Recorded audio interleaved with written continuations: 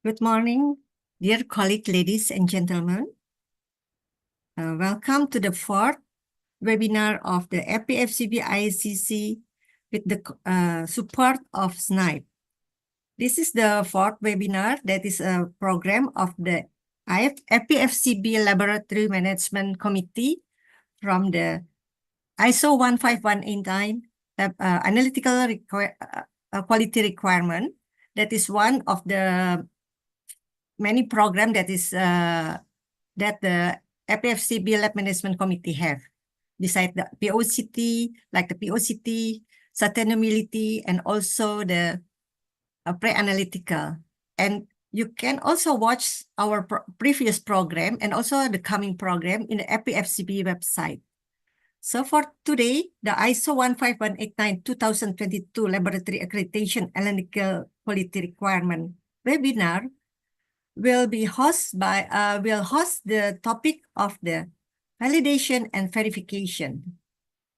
And first, I would like to inform some of the housekeeping rules. This is the housekeeping rules for the Indonesian participants. And please mute your audio, and the question can be put on the Q&A box. After this webinar, there will be a survey or polling, and the certificate will be sent to each participant. Please fill in the polling or the survey, because this is very important for us at the FECB Laboratory Management Committee to make another program for the next year. This webinar can also be followed at live streaming at the YouTube from the Indonesian Association for Clinical Chemistry.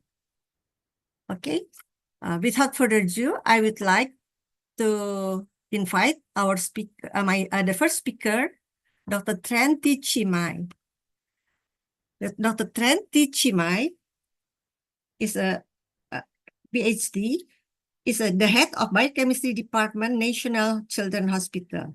And also she is the Dean of Faculty Medical Technology at Hanoi Medical University. She is very active in academic leadership and management, and also in teaching. And she is very productive. She has written more than 70 journals. And today, Dr. Tran will speak about the topic of validation and verification, which one should choose.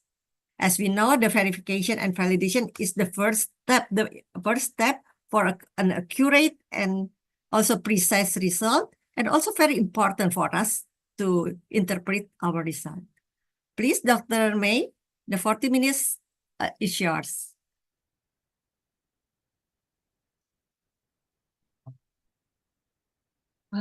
Thank you, Dr. Xian, for the kind introduction. Good morning, everyone. So first, let me share my screen first.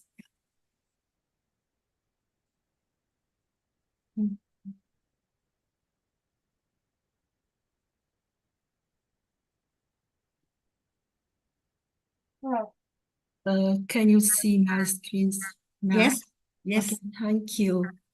So first of all, I would like to thank the organizing committee for inviting me to have a talk at the ISO 15189 2022 Laboratory Accreditation webinar hosted by IICC in collaboration with ABFCB. My presentation is about method evaluation versus method verifications. Which ones to choose? Here is outlined by talks. First is an overview of method evaluation, and then the comparisons between method validations and method verification. And the last part is method validation of laboratory developed tests. And at the end is some take-home messages. So, as you already know, a clinical laboratory play an important role in public health and patient care. At around 17% of clinical decisions leveraged on clinical laboratory results. So clinical laboratory must provide accurate, reliable, and timely test results. And as Dr. Xian says, method evaluations is the first step and is one of the critical components of the quality system that ensures the ongoing quality of clinical laboratories. So what is method evaluations? According to NATAS, method evaluation at either validation or verification is a systematic execution of laboratory experiments to collect and analyze objective data to characterize the analytical performance of a laboratory method to ensure it is fit for its intended clinical purpose. So there are several key components of method performance you should consider when evaluating the method performance. And you can see in the picture here. So why method evaluation is crucial? Ensuring that the test produces accurate and reliable results is fundamental for patient care. Additionally, clinical laboratory must comply with various national and international standards and regulations. So by evaluating methods, laboratory can ensure they are using the most cost-effective and efficient procedures without compromising the quality of results. So when introducing new testing method or technology, evaluation is essential to validate their effectiveness and reliability before they are used in routine practice. Ultimately, method evaluation ensures patient safety by providing trustworthy diagnostic information, leading to appropriate medical decisions and intervention. So what is the difference between method validation and method verifications?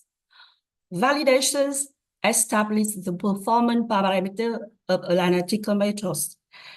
It has to be done before by developer of the method select manufacturers. It requires extensive study to reveal and assess any error presents. On the other hand, verification is confirmed the non-performance parameter published by method developer.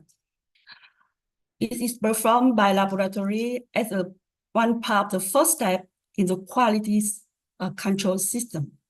So it requires study to confirm manufacturer's claims. So when we have to do method validations, we have to do method validation in the following scenarios.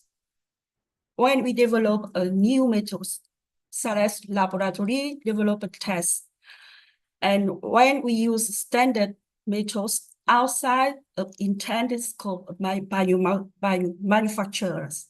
For example, we use serum validated method for urine sample, or when we modify the validated methods. So for validations, we have to determine the performance characteristics of methods. It means you have to do the experiment to evaluate on the performance characteristics of methods, such as linearities, precedence, method comparison to assess accuracy, recovery, interference, carryover if needed, and detection limits. And after all performance characteristics are established, and it shows it fits for intended purpose. So we have to establish the appropriate reference intervals before implementing the new methods into practice. So when you have to do method verification, we have to do method verification in the following situation. When we use existing methods with defined performance, after repairing a major component of existing methods, when relocating to the method to another part of the facility, when we use an approved method or instruments. So for verification, we have to confirm the performance characteristics previously determined by the manufacturer during validation. So it's much simpler and streamlined that compares to validation. So we have to do the experiment to estimate the precedence, accuracies, and linearities, and detection limit when applicable, and afterwards, and the method performance so that it fits for intended purpose. We should do reference interval verification or reference interval transference. So what is the requirement for method evaluation according to ISO 15189 and ISO 17025? And you can see in this table, it summarized what you have to do for method validation and for method verification. For FDA approval of CE 65 methods, this means when you use these methods without modification, we have to do method verification. For quantitative methods, we have to do on except analytical sensitivity, analytical specificity, and diagnostic sensitivity. And for semi-quantitative, we have to verify diagnostic sensitivity, but we don't need to verify linearity, carryover, measurement uncertainty. And for all kind of tests, we have to verify reference rates or cutoff value used in semi-quantitative and qualitative. And for new methods, such as laboratory developed tests and modified methods, we have to establish all method performance to see if they are fit for intended purpose. So what is minimum requirement for method evaluations? According to ISO 17025, general requirement for the competence of testing and calibration laboratories, methods have been validated by manufacturers and are implemented without modification, must have precision and accuracy verified. Methods have not been validated by the manufacturers or standard methods which are used for application not intended by manufacturer must be validated to satisfy the requirement of a given application. And it is similar to the CAP that for quantitative tests, the laboratory must verify or establish the method performance specifications that are applicable and clinically relevant. So what's the ISO 15189 2022 say pulse method evaluation requirement? And you can see here that a small part extract from ISO 15189 version 2022. Lab must have a method verification procedure, and verification results must prove that method performance meets the specified requirement and fit for intended use before routine implementations. And we have to retain all record of the verifications. And for method validations, ISO 15189 requires validation for laboratory developed tests, method used outside their original intended scopes or modified modules. Validation must ensure the validity of the results, and we also need to keep a record of validations. So before perform or conducting method evaluations, we should carefully plan every step. First, we should define quality requirement, and next, select the appropriate type experiments to reveal analytical errors, then collect experimental data, and use statistic tool on the data to estimate size and analytical errors, and then compare the observed errors with the defined allowable errors. And finally, that's the acceptability of the observed performance characteristics. And if the method is acceptable, you have to perform the reference range experiments. So what is analytical performance specifications? It's also called total allowable errors. So total allowable errors specify the maximum acceptable variation from the mass value and the true values. So where we can find the analytical performance specifications, according to Milan consensus, 20 2014, we have 3 models. The first model based on the effect of analytical performance on the clinical outcome.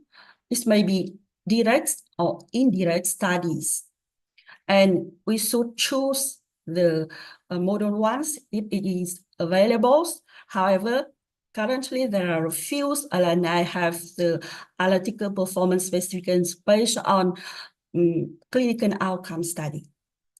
So in that scale, we can consider modern choose. It means based on component of biological variation of the measurements.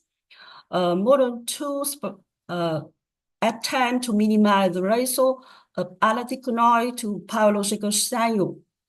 So it means it's not really related to the clinical outcome.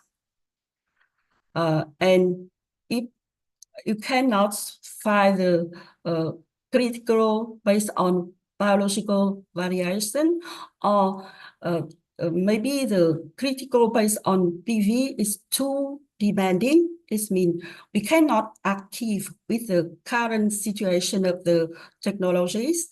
So we can consider modern trees. Modern trees based on state-of-the-art is related to high gas level of analytical performance technically achievable. So last part of my talk is about laboratory developed tests. How can you validate this? This means to validate new methods. The first experiments we should consider is linearity. This experiment is conducted to determine the analytical measurement range. So according to COSI guidelines, it is recommended a minimum at least 5 different levels of concentration. We can choose between standard solution, linearity set, and patient sample. And each type of material have pros and cons. So we should consider carefully. We can choose the high and low patient sample near the estimates or the assumed linearity, lower and higher linearity range, and we can mix the high and low bone with different ratio to create intermediate concentration. And how about the replicate measurements for each sample? COSI recommends making 4 measurements on each sample. However, in practice, 3 replicates are sufficient. So how about the data analysis of the linearity experiments? That simply plots the mean of the mass values on the y-axis, whereas the size value on the x-axis, maybe using Excel software. Then using slope and intercept to calculate the predicted y value for each x value using the equation y equal x plus b. Then you estimate the systemic error or the difference between the predicted y and the mean y. And then you compare to the 55% of total allowable errors. And the systemic errors must be less than 50 of total allowable errors. The next experiment is the replication experiments. It is conducted to estimate the random errors. So for the time period of experiment, at least is 10 days, or maybe 12, span from 10 to 20 days. And we have to do 20 replicates for weekly runs and weekly day, and 20 replicates in for day-to-day imprecedence experiments. For materials used, we can consider use standard solution, control material, or pool of fresh patient sample, individual patient sample. and each type has pros and cons. But at least two levels that are medically important needs to be tested. Then you simply calculate mean SD in CV. For critical for acceptance of impatience, you can consider the short-term impatience CV with the total errors. It is acceptable if it is less than 1/4 of total allowable errors. And for long-term impatience, it is acceptable if it is less than 1/3 total allowable errors. The next experiment is method comparison. This experiment is conducted to estimate the inaccuracy of systemic errors methods. We should use Bayesian method sample for this experiments. We have to choose at least 40 samples covering the entire linearity range of method for method comparisons. And we have to run this patient sample over a period of at least 5 days. And then we use linear regression analysis to see if the correct correlation coefficient is good enough or not. If correlation coefficients equal or more than 0.99, the estimate of slope and intercept is reliable. If it's less than 0.99, it would be better to collect additional data to expand the concentration range. So for data analysis, the regression analysis is used to estimate the presence of systematic errors. It means constant and proportional errors. You can choose between ordinary least squares regressions, weighted ordinary least squares regression, Demi regression, and passing Pavlov regression. Each type of statistic have a pro and cons, and I'm not the statistician, so you should consider to reach further reference to choose the appropriate tool statistic. And you also need to use different plots to evaluate the data of method comparisons. The different plots are used to decide whether the bias of the candidates' analytical methods, this means the new methods, meet the acceptable bias. Here, I would like to show you some example of the method comparisons using different plots. In the first figures, you can see with the acceptable bias set to 10%, the 95% limits of agreement, this means the red dot lines, fall within the acceptable bias limits, and the confidence interval of mean bias includes zeros. So in that case, it means the difference between the new method and the reference methods is zeros, or no bias between two methods. And for the situation B, you can see here the 95% of mean of difference of bias does not include zeros. Zeros is here. However, 95% limit of agreement fall inside the acceptable limits. So in that case, we can consider two methods as interchangeable.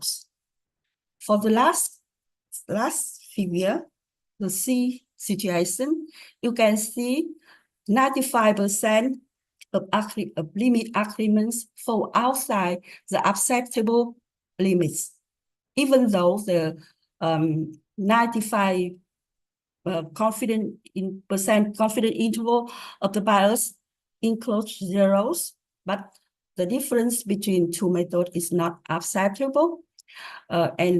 This few results that hints at the random error problem with one of the two methods.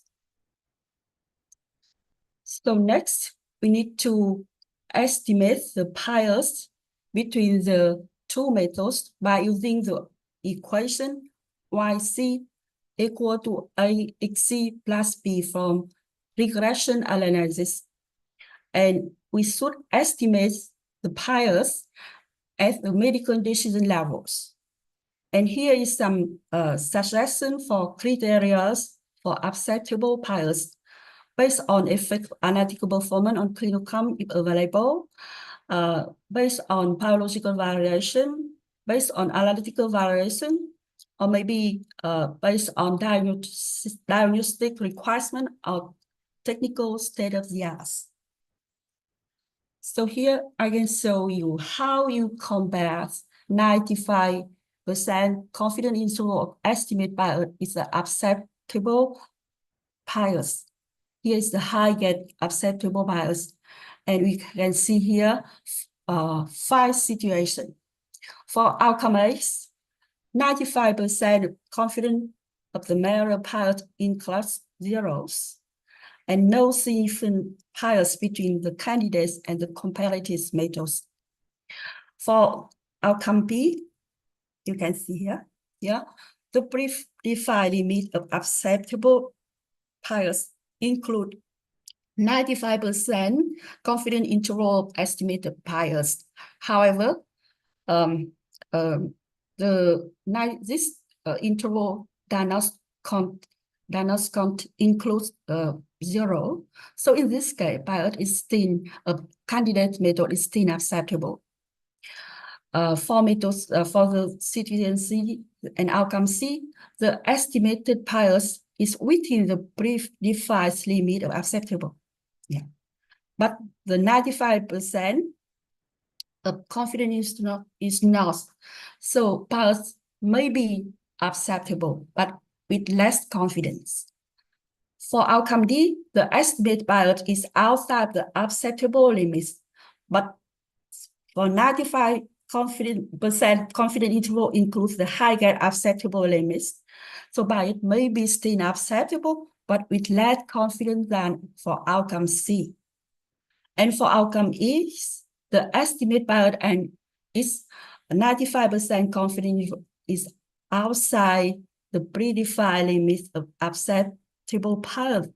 Then bias of candidate method is not acceptable for the defined application.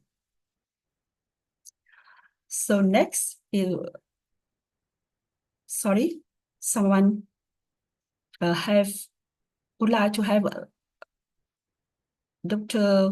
Vachita Masiva. Please continue, Dr. Mai. Oh, sorry. Okay, I see someone raise their hand. Yes, sorry.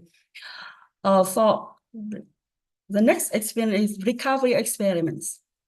So this experiment is conducted to estimate proportional systematic errors, especially in the case you don't have reference methods. So we can use ring-based sample standard and calibrators. However, ring-based sample is a bad choice. We prepare a pair of test sample, then we tailor the original sample by adding alanine and adding water or suitable diluents. And it is well known that no more than 10% of dilution to avoid the matrix effects. And then we analyze 2 test samples, then calculate the recovery percentage following this formula. And the recovery percentage is accepted if it falls in the acceptable range. This may be 10% plus or minus, it's up to you to select the criteria acceptance. So the next experiment is detection limits.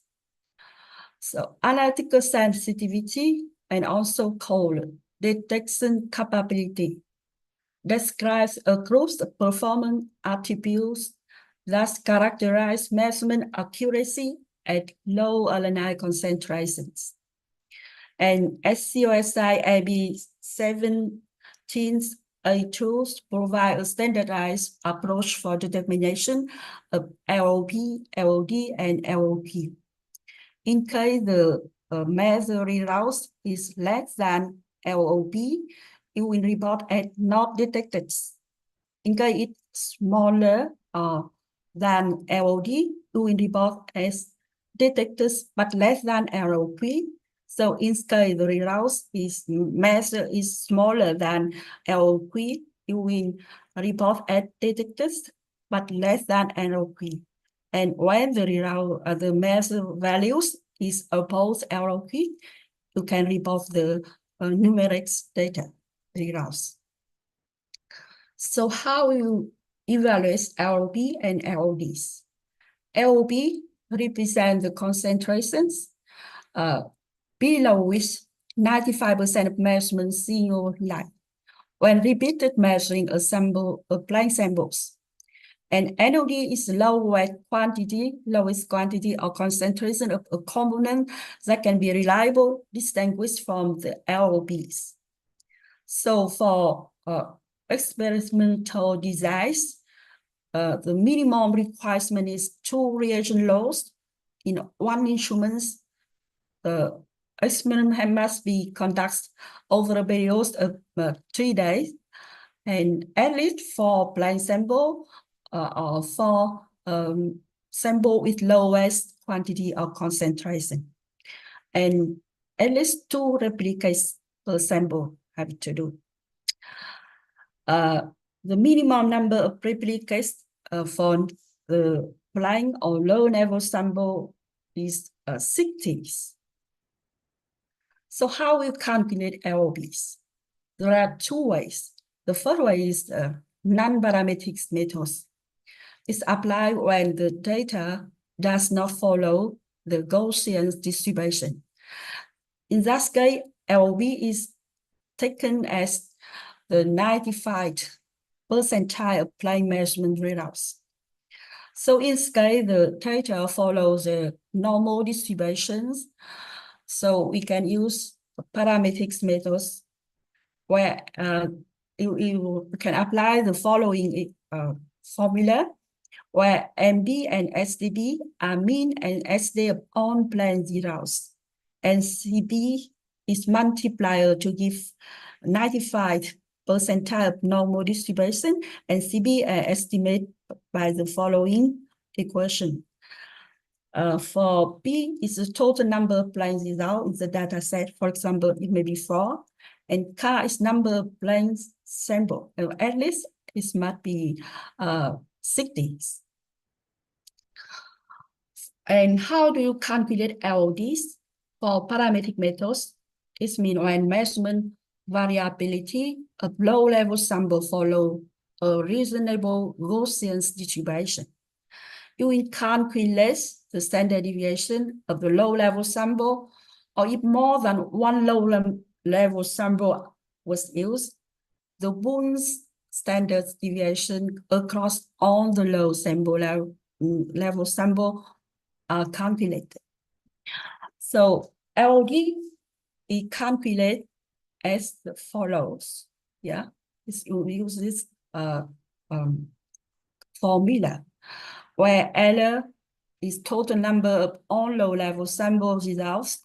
This is J is number of low level sample, and CB is corrected coverage factors. And CB is estimated by these equations. And another approach is precision profile. In that case, you select a number of patient sample, expand the concentration interval around the assumed LOD. So you estimate the within laboratory impedance for each of these samples and then plotting the precision profiles. This means your mean sample concentration on the x-axis and the corresponding precision estimates, it means standard deviation within laboratory on the y-axis. And then you calculate the LOD value, use LOB. Based on the following equation, LOD equal LOB plus CB multiplied with SD within laboratories. And when the estimate as the calculated LOD match with the alanine concentrations, and this value is then taken as the LOD of the measurement procedure. And next, and how to establish LOK of the new metals. LOK is the lowest concentration of the alanine in a sample that can be determined with acceptable precision and accuracy under stated experimental conditions. COSI recommends doing at least 2 reagent loads with minimum 36 sample replicates per reagent load to determine the LOK. The experimental design is identical to the precision profile approach for LODs.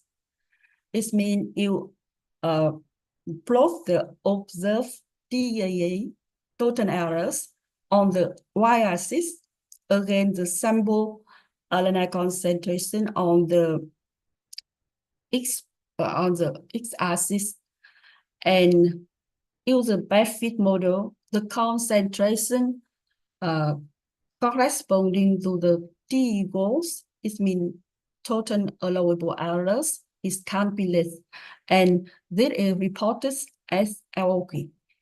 You can see in this figure, if we set the total allowable error is 20%, here you can draw the straight line that's cross the y-axis to estimate the LOK of the metals as the concentration where the total error is equal to total allowable errors.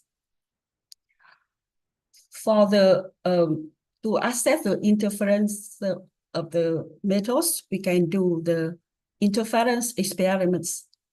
In that case, you estimate the systemic errors caused by interference. For alanine solution, you can use standard solution, basin specimen, or basin bone can be used. For interference solutions, for soluble materials, it is convenient to use standard solution to be able to introduce the interference at a low concentration. For some common interference, such as lipemia, hemolysis, basin specimen or pools are often used. And it is good practice to make duplicate measurement on all samples. And for the protocols of the interference experiment, you can follow exactly the recovery experiment. So only the difference is that one sample you add the interference rather than alanine.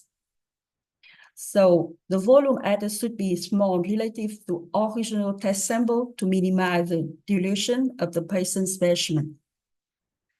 And then the substance to be tested to be selected from the manufacturer performance claim, literature reports, and summary article on interfering materials. And after doing experiment, you collect the data and tabulate the zeros for the pair sample and calculate the average of the replicates, calculate the difference between the result of the pair sample, calculate the average of the difference for all specimens tested at a given concentration or level of interference.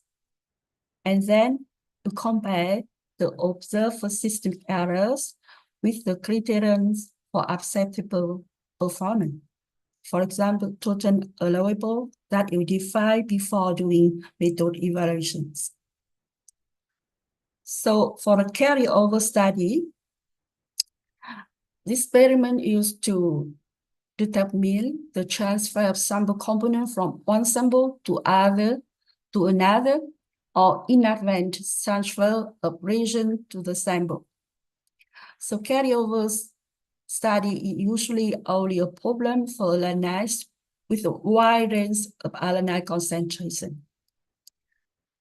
So we should measure 5 runs with 2 high concentration samples, followed by 3 low concentration samples in each runs. The high concentration should lie in the vicinities. It means 20% of the upper limit of quantitation. And the low concentration should be in the region of the lower limit of quantitation. Then you calculate the percentage carryover as follows. This means you use the concentration of low concentration L1 minus L3, and then divide by L3. This means the mean of L1, mean of L3, yes. And carryover is not significant if it is 20% of the lower limit of quantitation. It means the criteria for offset of carryover is less than 20%. So in summary, method evaluation you have to perform before implementing any new method, any new instrument into practice. Method evaluation detect nil or verify method performance parameter to ensure that method performance is suitable for the intended clinical purpose. However, to ensure that method performance is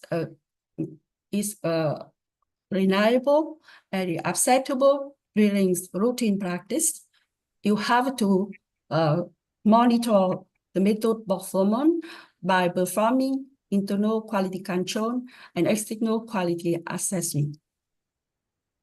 So here are some take-home messages. For method verification is performed to ensure that method work correctly within a specific context or laboratory setups. It typically involves checking again established criteria or standards. Method verification focuses on confirming that method operates as expected in a given environment. On the other hand, method validation provides evidence that method meets the requirement for its intended purpose across different contexts.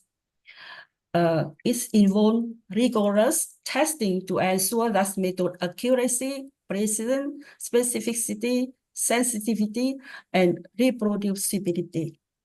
And method validation ensures that method can consistently produce reliable results under varying conditions. So here is the list of references that I use in my talks. Thank you so much for your attention. Thank you so much, Dr. May, for the very comprehensive presentation. For the audience, the question and answer will be done after the third speaker. Yeah. So please collect your question, put it in the Q&A box, and it will be answered after the third speaker. Okay, thank you. Thank you. And for this second speaker, we have with us here, Dr. Barnali Das. Good morning, Dr. Barnali. Thank you. Thank you so much. Okay. Dr. Barnali has a very long CV, very extraordinary one. Dr. Barnali is currently the lead Dr. Barnali Das is currently the lead consultant biochemistry and immunology from the laboratory medicine Kokilaben di Dhirubhai Ambani Hospital and Medical Research Institute in Mumbai, India.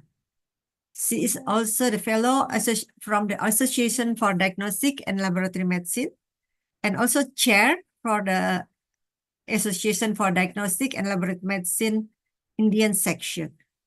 She is a member of FBFCB working group on harmonized reporting for protein electrophoresis and biochemical monoclonal gammopathy testing, and ABL assessor and college American pathologist inspector. And she is also the reviewers of many distinguished publisher, member of the ICMR Task Force on Establishment of Reference Interval in Indian Population, and also executive member of Scientific Division, International Federation of Clinical Chemistry and Laboratory Medicine. Dr. Banali is a recipient of many awards from many reputable organizations. And she is also very active in making research and publish many publications. And she is also a speaker of many reputable conference and also seminar. Thank you, Dr. Banali, for the opportunity of sharing in this in the FFCB ICC webinar. And the topic for today is a step-by-step of the verification procedure. Dr. Banali, the audience is yours. Thank you for kind introduction.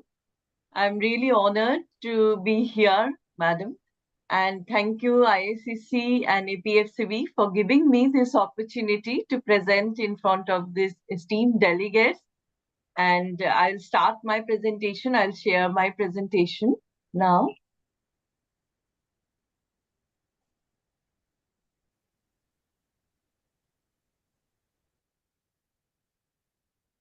Can you see my presentation, madam? Yes, Dr. Banali. Thank you. Thank you. And the sound is also very clear. Thank you. So my talk is on step-by-step how we have implemented the verification protocol in our lab life. And also I'll touch about the validation protocol a little bit, as madam has, the previous speaker already has elaborately described how to do the validation in lab. So this is our lab, and I will share our story, how we have done the step-by-step verification procedure and protocol, and what are the challenges that we face in our lab life, and how to sort that through verification and validation. And here I am really honored during APFCB IACC to meet the IACC members, executive committee members, and also for the beautiful gift. I always cherish that gift, and thank you so much, IACC, Indonesian Academy of Clinical Chemistry and Lab Medicine. So for us diagnosticians, every blood sample tells us a story. Let's see how. So this is my painting, if you can see. So many of us doing the test and reporting the test, which are done in autoanalyzers. Many are seeing the samples under microscopes and reporting RT-PCR. So different section of the lab medicine, we are doing the test. But what is the important? Important is the harmonization or standardization of all our tests. So who will harmonize? Because suppose today morning, this is now around 7:30 a.m. in the morning in our in India. So in my lab, so someone is running the test here, and suppose I will take the simple test like TSH as a reference, and in your lab also one person is running TSH specimen, and how to harmonize between my lab report and your lab report in Indonesia. So who will play that important role to harmonize test results? So I will share our story of that, diagnostic divisions or laboratory divisions. So what the main stepping stone, that is the verification or validation between lab tests. So why it is so important? So I will share this story. So that I have given the example of TSH, because I thought everywhere we run TSH and we face this kind of challenges. So this is one patient. She has gone to 3 different labs during the same time to do her TSH, seeing that her TSH result was abnormal. And see the difference between the values of TSH in 3 different labs. One lab has reported 0.02 micro-international unit per ml. So another lab, very surprisingly, has reported 1.67 MIU per ml. And so MIU is micro or milli. So if it is milli, so see the unit. And our lab, we have reported 0.1 MIU per liter. So see the difference between the values of the TSH, 0.02 to 0.1, and see the units difference. So, so if you see, this is the challenge in our lab life. So if you see this cartoon, or is our lab life cartoon, so patients are coming with burden of disease here, and inside our lab we are what we are implementing, we are actually using our intelligence, our discipline and creativity, and patients are going out with report. So either the patients are satisfied with our report, or we may be getting the call from the clinician. So Barnali, what TSH report you have given? So it's not matching with the clinical scenario, or many times clinician goes to different conferences or different fora, and they say, oh, our lab is so excellent, and they are so happy. So if you see this person can be you or me as a College of American Pathologist inspector, or the local accreditation body assessor. What we do, we go to lab, we see their verification protocol or validation protocol, or we see a lot of documentation and processing inside the lab. We do sample audit. We do see for 1 day, or we do for College of American Pathologists many times 1 day audit. For our local accreditation, we do two days audit. So based on that, we say, okay, this lab seems to be good lab, or there is no deficiencies or non-compliances, or there are so many deficiencies and non-compliances, this lab needs to improve. So this is actually the lab in cartoon. So how we operate inside our lab and what are our challenges. Now coming to the same TSH. So why there is so much variation? So and then with these two reports, the patient going to the clinician, and the clinician endocrinologist giving you call and asking what lab result to believe, or which one is the good lab. So now coming to why we need to do, because this challenges why we need to, why this verification or validation protocol, these are stepping stones in our lab life. So as ISO 15189-2022, so this is the actually the main theme of ICC, this webinar. So why, as ISO 15189-2022 has mentioned, that labs shall select and use examination methods that have been validated for their intended use, and the method performance specifications confirmed during the verification process shall be appropriate for the intended use. So see the performance specification. So when we start lab, or when we start new method, or we have the new instrument or new test, so this performance specification are very much important. Suppose when I'm starting my lab, or I'm starting this new instrument, so then we come to, like, IQ, OQ, PQ, installation qualification, operational qualification, and performance qualification. So in performance qualifications, this method verification, and if it is LDT, lab develops tests, like madam has already, first speaker has already described. So then validation is very important. So the performance specification of method shall refer to management, and the lab shall ensure that the extent of method verification is sufficient to ensure the validity of the results for clinical decision making. like detection limits for tumor marker, HCG, cardiac markers as troponins. So next we'll hear Professor Vasikaran about how to establish the reference interval and decision limit, which are very important. So this is actually mentioned in our ISO 15189-2022. And in case of modification to the validated method, the clinical impact shall be examined and the appropriateness of applying the modified method shall be assessed. So when changes are made to an analytical or pre-analytical method, the lab should assess their impact on the biological reference interval or clinical decision limits and communicate this to the users as appropriate. It should be communicated to the clinicians, it should be communicated to the patients through our reports. So this is mentioned in ISO 15189-2022, and comparability of results when multiple methods coexist, where differences are identified, the impact of these differences on biological reference interval and clinical decision limits should be assessed and action taken accordingly. So lab should inform again and again in 2022, what is the difference from the 2012 ISO 15189. So it's very much patient-centric. The patient at the heart of the whole ISO 15189-2022 documentation.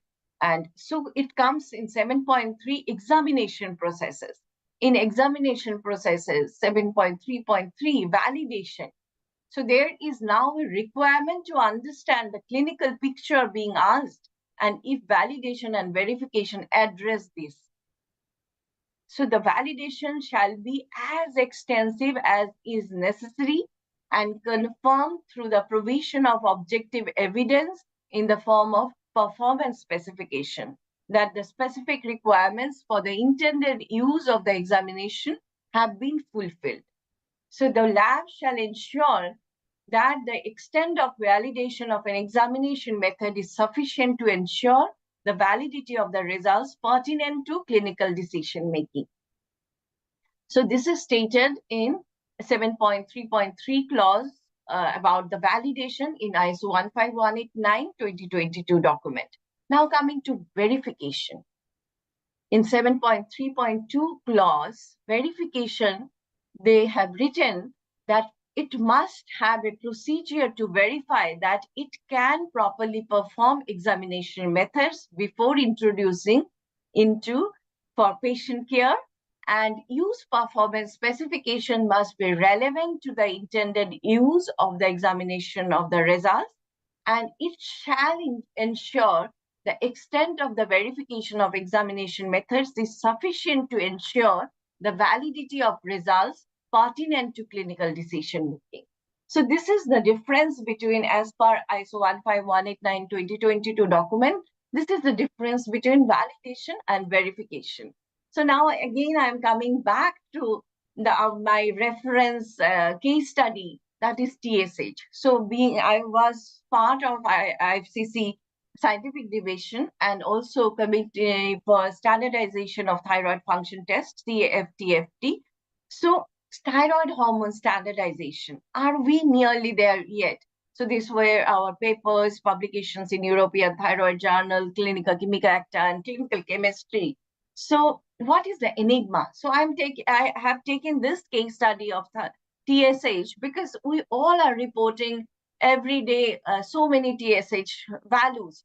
So thyroid gland together with pituitary and hypothalamus, this is like well orchestrated triad. So last night I went for a orchestra. So this was, that time I remember, and then I put this slide. So this is like a well orchestrated triad. So everyone should be in sync. So no one should be like, not any part of the lab should be working in silos. So this well orchestrated triad controlling the level of the TSH. So the functioning of the very important glands has thrown up new mysteries or enigma.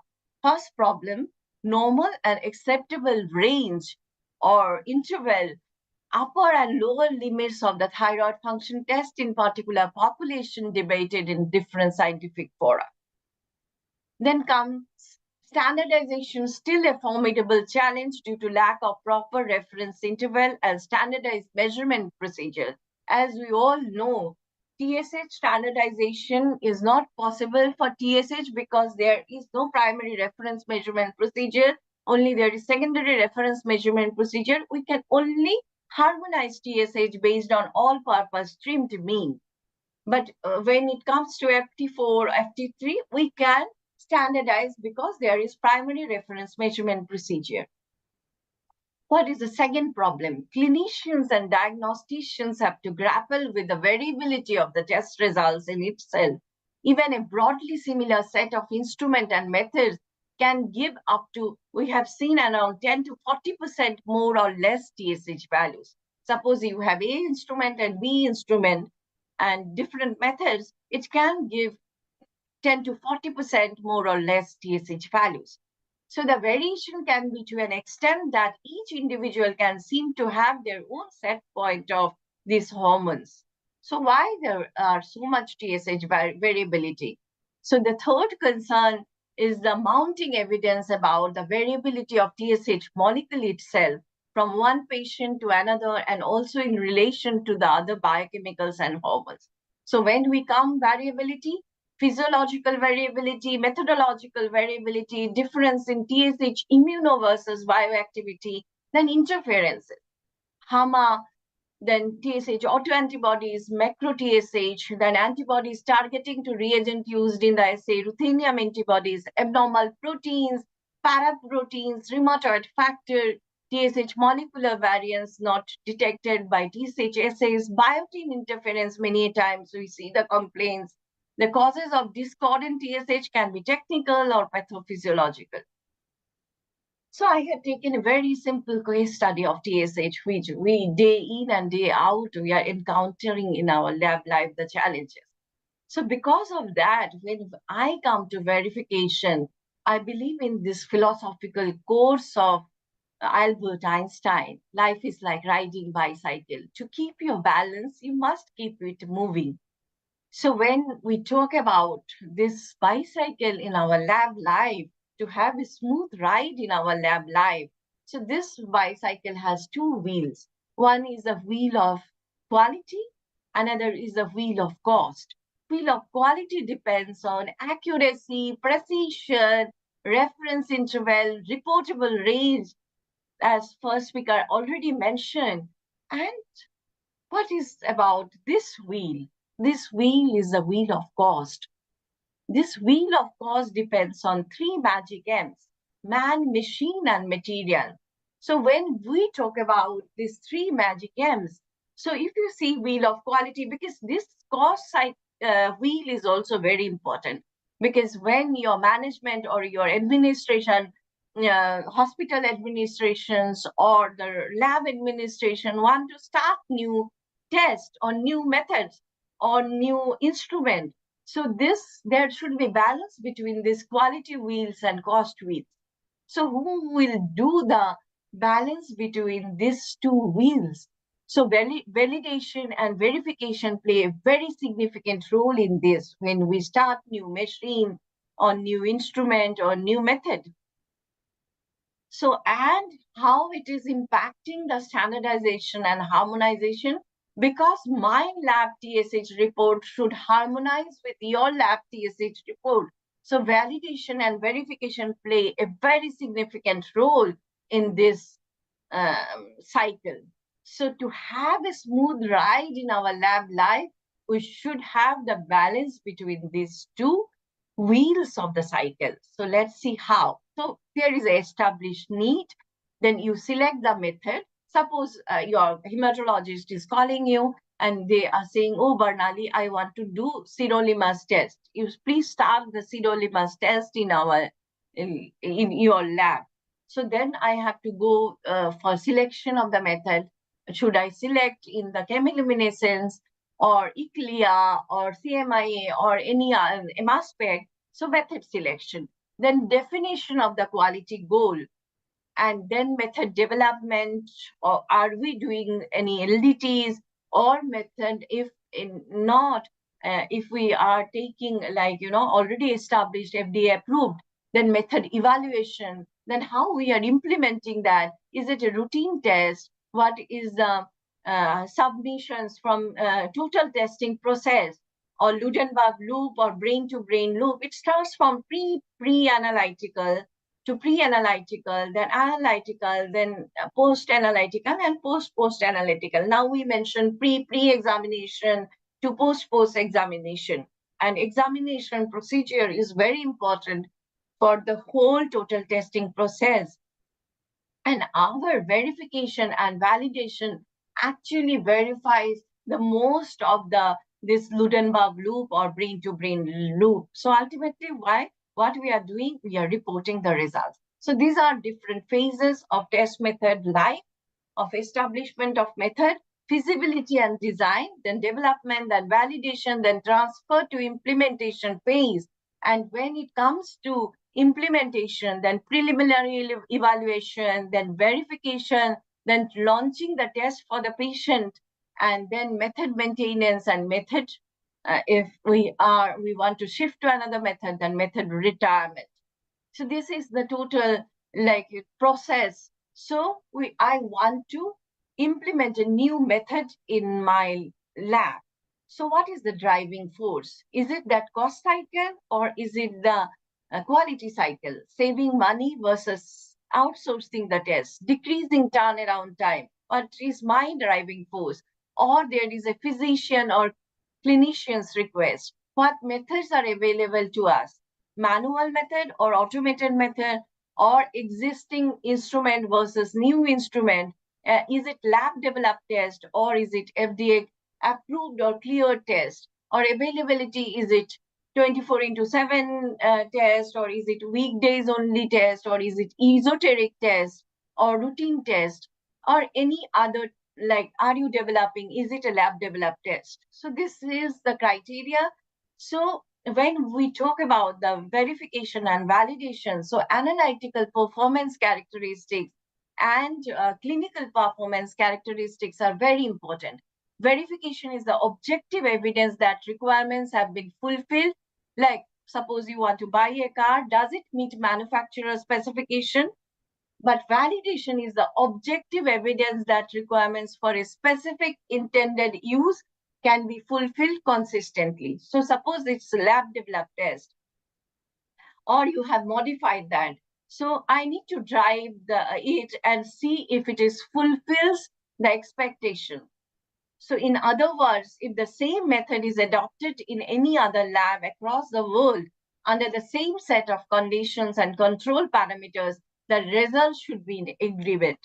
So this, when we talk about the method verification and validation, so method verification, these are the mnemonics for method verification. What we need to do, this is PARR, precision, accuracy, reportable range. When we talk about reportable range, that is analytical measurement range, and the clinically reportable range, or CRR. So now we use the term EMI, or extended measuring interval, for CRR, and then reference interval or clinical decision limits. So when we talk about method validation, what is the difference? This is PARR and then AA. A is for analytical sensitivity and analytical specificity. So analytical sensitivity, we have already heard the lower limit of quantitation, or analytical specificity, like, interferences, cross-reactivity. So this is the difference, method verification and method validation. So I want to evaluate my method. So validation plan, accuracy, comparison of the methods with a new method or gold standard method, new method versus the gold standard, or new method versus the already validated methods in our lab. Precision is inter-assay and intra-assay. Then linearity or reportable range, like analytical measurement range and clinically reportable range or extended measuring interval. Then interference studies, and then reference interval. And then calibration and control procedures we need to see, and then documentation and approval of the validation. So this is the full steps for that. So analytical, why we required for when we are going for accreditation or inspection or ISO 15189-2022 has clearly mentioned, because analytical verification is the process by which a lab determines that an unmodified, there is no change, FDA approved test performs according to the specification set forth by the manufacturer when used as directed. And analytical validation is the process used to confirm the objective evidence a lab developed or modified FDA-approved test methods or instrument system delivers reliable results for intended applications. So this is, I'm again and again mentioning the difference between the verification and validation. Now, what we do in our lab, so this is actually the protocol we use in our lab. We do analytical accuracy. So we do the method comparison and compare with new method, the gold standard method or already validated method existing in our lab. Then verification of the precision, we analyze. So this is our verification protocol, step-by-step verification protocol, analyze repeatedly at all levels of control SARA, run 5 times per run for 5 days, so 25 replicates in all. So this is our precision verification protocol. Then we check reference interval based on CLSI EP28A3. So we select 20 healthy representative individuals and we verify, is it given whatever manufacturer pack insert mentioned or reference textbook mentions. So is it verifying with that or not? Then we verify LOB and LOD values, like already first speaker has mentioned how to do that. So here in our lab, we run 20 blanks or 0 calibrator or low patient samples. If less than 3 exceeds stated blank value, we accept that value. So next, coming to the linearity verification or reportable range. So range can be reported without dilution or pre-treatment of samples, that is called as analytical measurement range. So this must include 5 to 7 levels of verification. So, and extended measuring interval or EMI according to CLSI EP34, and we should verify that we used to call that as a CRR or clinically reportable range. That is a range that can be reported with dilution or pre-treatment of the samples. So this, I will share one story. During one camp inspection, we have done everything: analytical accuracy verification, precision, reference interval verification, then verification of LOB and verification of LOD. But we forgot to do the linearity verification and reportable range, thinking that we used to participate in linearity surveys of College of American Pathologists. So we used to think that it will come when we start the test. So linearity survey will come and it will verify our linearity verification or reportable range. So this was one of the deficiency where, before starting, it's not that when linearity sample will come, we'll verify that, but before giving to reporting any patient sample, starting the test, we need to do the linearity verification or reportable range. So this is must. So many times we get a query that lot-to-lot verification. So this is not a part of new test verification protocol, but suppose we are doing the test and then we are changing the reagent lot. So how to do lot-to-lot verification? So according to CLSI EP26A, verify patient sample of 2 key medical decision concentrations along with patient samples, the quality control SARA, which are typically designed to assess performance at clinically important concentration. It should be verified as a lot-to-lot verification. So this where our protocol, verification protocol in our lab. Now for steps for validation. So we are ready for validating our new method. So one is the reference interval or clinical decision limit, then accuracy, comparison of the method, precision, reportable range, linearity, interference study. So these are our protocols. So this is a cartoon about reference interval. This is a thyroid fairy. She met this pregnant lady and she is telling, oh, you met me, so you can see me as your results are too low. So this is our clinical lab challenge. So for example, TSH in pregnancy. So you see our lab is different, some different TSH in pregnancy reference interval, and your lab must be giving different. These guidelines may be differ from our Indian guidelines, may differ from your guidelines in local population. So reference interval, when we talk about reference interval, it's many times we don't need to establish reference interval, but we should satisfy that limits it uses are appropriate for patients. So we can adopt manufacturer suggestions, reference lab, reference textbooks or article. So according to CLSI C2883C, we can verify the reference interval. So defining reference interval, so I will not go into the details because Professor Vasikiran sir will already touch that. So the central 95% of the apparently healthy individuals, we will take defining. So suppose it is following Gaussian distribution according to CLSI C2883. So then we can take minimum 120 samples. Suppose it is not following Gaussian distribution, so 200 samples. Then establishing or determining reference interval. So this is how to establish or reference interval, the minimal sample size. So mostly what we do, we transfer the reference interval. We transfer the process by which one may be able to adapt a previously adapted or previously established reference interval to a new analytical method or new location. So when we transfer reference interval, we should verify the reference interval or decision limit. So for that, minimum sample size is 20 with exclusion and inclusion criteria.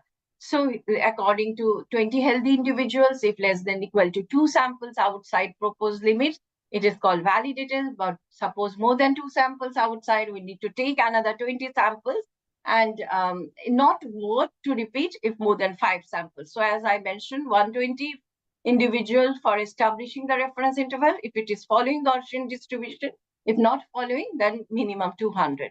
So this is our small reference interval study in our lab. So what when 800 healthy individuals we have seen, but we have included only 600 samples of FT4, TSH and NT-TPO, and we have taken 2 manufacturers, and along with we have done the reference interval study with 2 different manufacturers, and also we have taken now the Maglumi also site, and Abbott and Roche we have seen in these 3 instruments. So these are the criteria like inclusion and exclusion criteria we should consider. So for a small reference interval study. So this is population size like 800. We have included based on TPO, anti-TPO and other exclusion and inclusion criteria 629. And if you see, this is based on bootstrap non-parametric procedure, just to give you some case study what we have done in our lab life. So this is our based on bootstrap non-parametric procedure. This is the reference interval for TSH, and this is based on parametric procedures on basis of power transferred values, and this is manufacturer suggested range. So these are some of the papers of IFCCC STFT. So I was part of that. So a harmonization of serum TSH, more uniform reference interval for all the manufacturers, and this is for FT4. These are published in different journals. Now coming to accuracy. Accuracy is the comparison of the methods. So as we are very much familiar since our MBBS days, I think we are studying this graphical representation between precision and accuracy. So this, if you see the low accuracy and low precision, and this is low accuracy but high precision because the tests are reproducible. And this is high accuracy and low precision because tests are not reproducible. But if we consider this as a target or bullseye, so tests are accurate. So this is near the bullseye. And high accuracy and high precision where the tests are on target and also reproducible. So accuracy is the closeness of measured values to true values. So this how we see this as a bias. and precision is dispersion of repeated measurements about the mean. So we see reproducibility. So the reliability is of the test method is by accuracy and precision. So suppose you are going to your vacation flight to your dream destination. So like for me, the dream destination is Indonesia or Bali. So which pilot I will choose? I want to land on the runway. You want to land on the runway, right? So will you choose this pilot? Of course, he meets the specification. He lands on the runway. But see the variation. Or will you choose this pilot? He is always near the target. So he is always near the target. And if you see, this is reproducible. So this is actually accurate and precise. So of course, how do our process look in our lab? Producing to target value means we need to change our habits. Our clinicians or patients are not bothered about which waistguard rule we are applying in our lab life. Are we applying 1-3S or R4S or 10X rules? No, they are not bothered. So what they are bothered about, that whatever we are reporting, it should be to the target value and it should be reproducible. So this is the example, classical example of accuracy and precision. So analytical accuracy, agreement between the test results and true results, and bias is the measure of trueness. Bias is difference between the test results and then accepted reference values, mainly done comparison between new method and the reference method most commonly used, or results using new method on certified reference materials recovery, but this is a costly, so we usually do the first. So what we have done in our lab? So we have analyzed minimum 20 samples by new and comparative method over the clinically meaningful range where medical decisions are made. Duplicate measurements by test methods and comparative method for an analyte concentration distributed over the analytical measurement range without dilution or pretreatment. The spreading the patient sample data over many days and runs preferable. So we do in 5 days or many times 20 days also if we feel it should be extensive. And then difference between the test method and comparative method measures the trueness of the new method measured as a bias. Compare the average bias between the two methods with manufacturer's claims or allowable limits. Otherwise, we can check CLIA limits or other reference books or WasteGuard websites or any other for the clinically allowable limits. So this is our study. So we have done in 40 samples, and this is instrument 1 and instrument 2, and these are the difference for TSH. This is the TSH study. So why we have done linear regression plot, and at least 40 samples should be compared. In our study, we have done for linear regression, 40 samples, usually ideal. So slope is here 1, intercept 0, and R used to assess whether the data adequate for ordinary regression analysis. R is not for systematic error or establish the verification protocol. R is to assess whether data adequate for ordinary regression analysis. For simple linear regression techniques to be used when R more than equal to 0.975, then we check slope. Slope depicts the proportional bias related to calibration differences between two methods. Intercept depicts constant bias, which may be related to calibration issues, and R or coefficient correlation depicts how close are the points to the line. So low are due to poor correlation between methods, interfering substances, or outliers. So like for 40 samples, when we have plotted the linear regression, you can see this is the plot, and R is more than 0.975. So then we plot the bias plot. So this is the bias plot for TSH. So ideal bias 0 is indicated by solid line in the average bias is around 0.4 microinternational unit per ml, and none of the bias is constant over the concentration interval for the study. So this is for our study. So now coming to method comparison, what to do? So list results from two methods in pairs, like in duplicates. Each pair represents the same sample. X is results of the reference method and Y is the results of the new method. Then create the scatter plot as I have already showed. Then plot means of duplicates. The means of duplicates, if done in duplicate, may also use a difference plot to analyze the data. Then look for outliers or data gaps. Repeat both methods for outliers. Suppose you see 1 point or 2 points outliers, so and it's really skewed. So then you can repeat both methods for outliers. Try to fill in the gaps or eliminate highest data during analysis and determine the correlation coefficient. Check if R is more than 0.975. So note, linear regression analysis may not be valid if the correlation coefficient is low.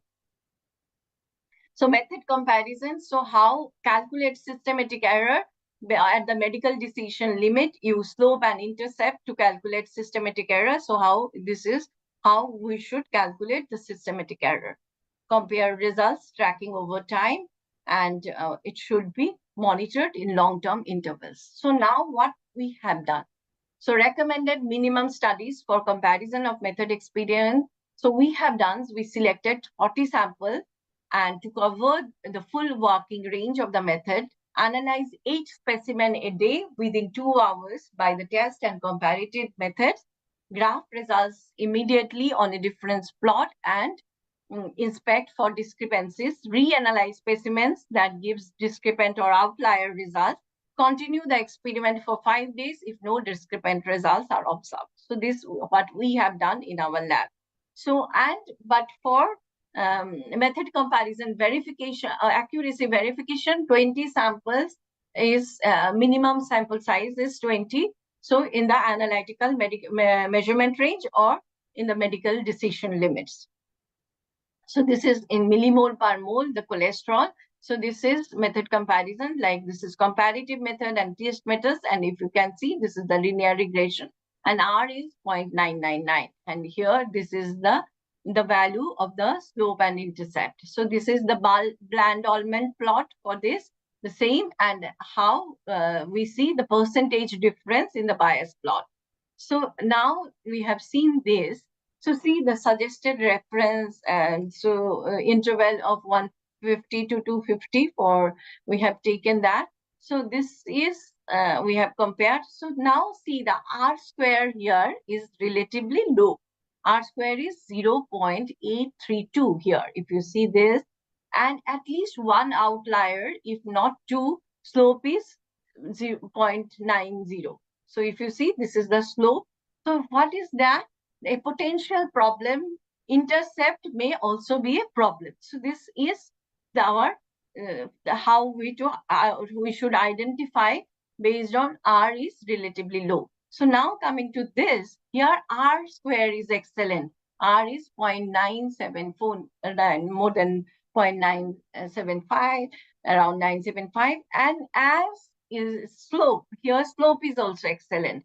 Intercept may be okay. See if there is explanation for this outlier. If not, so we need to do additional patient sample, or we especially in the range, because this is 400 to 800 range. So we had to do additional samples for that because of this outlier. Although here R is excellent, slope is excellent, intercept also okay. So, and coming to this one, R square is excellent. If you see R square here, but slope is worrisome here. Proposed method here, slope is worrisome. Proposed method values are 25% lower to check to see the current reference interval is different by same 25%. So these are the challenges we face, and how we should see the challenges and how we should interpret the accuracy. Now coming to another step, that is the precision. How to do that? Inter and intra-assay. So precision is the closeness of agreement between the independent test results obtained under stipulated conditions. So it's expressed quantitatively in terms of imprecision.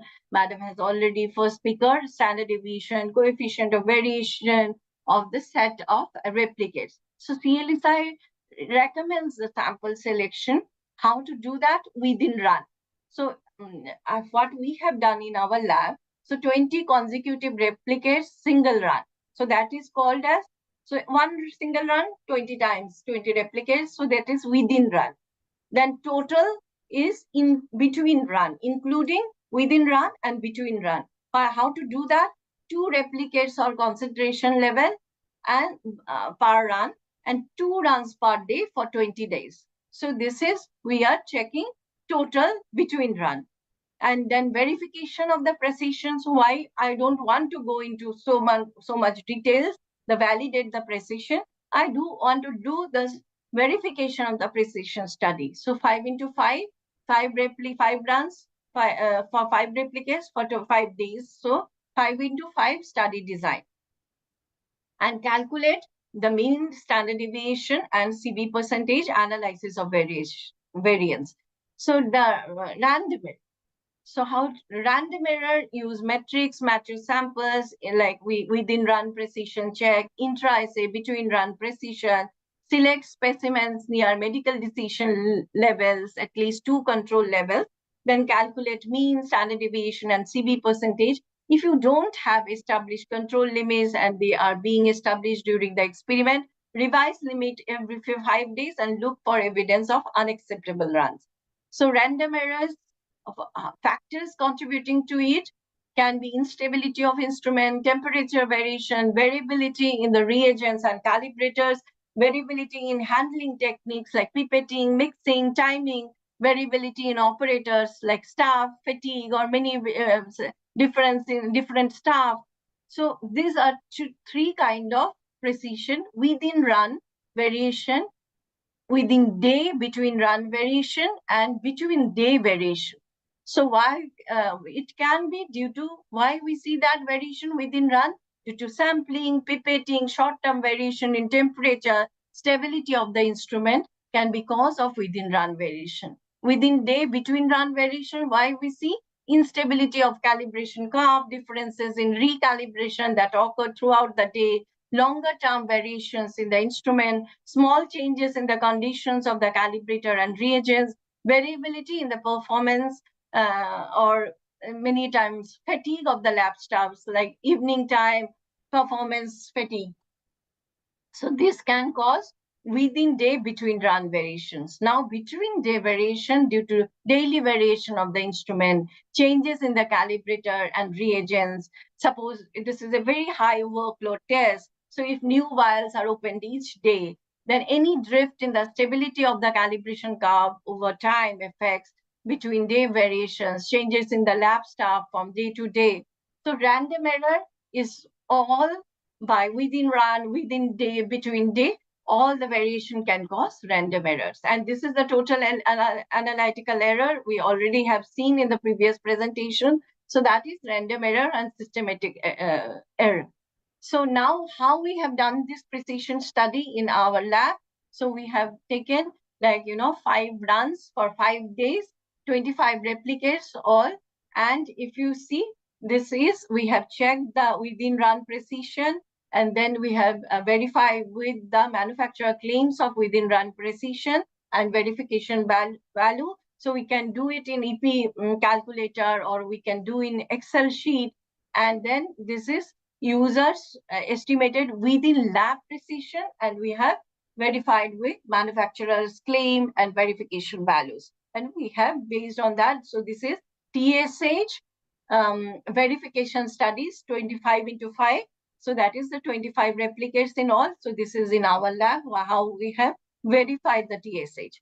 Now coming to the reportable range or linearity.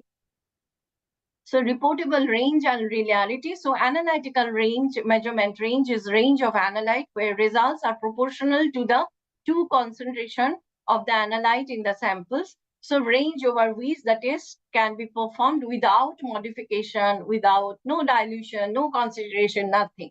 So that is analytical measurement range. Many times, many people say dynamic range and reportable range determined in the lab by linearity experiments.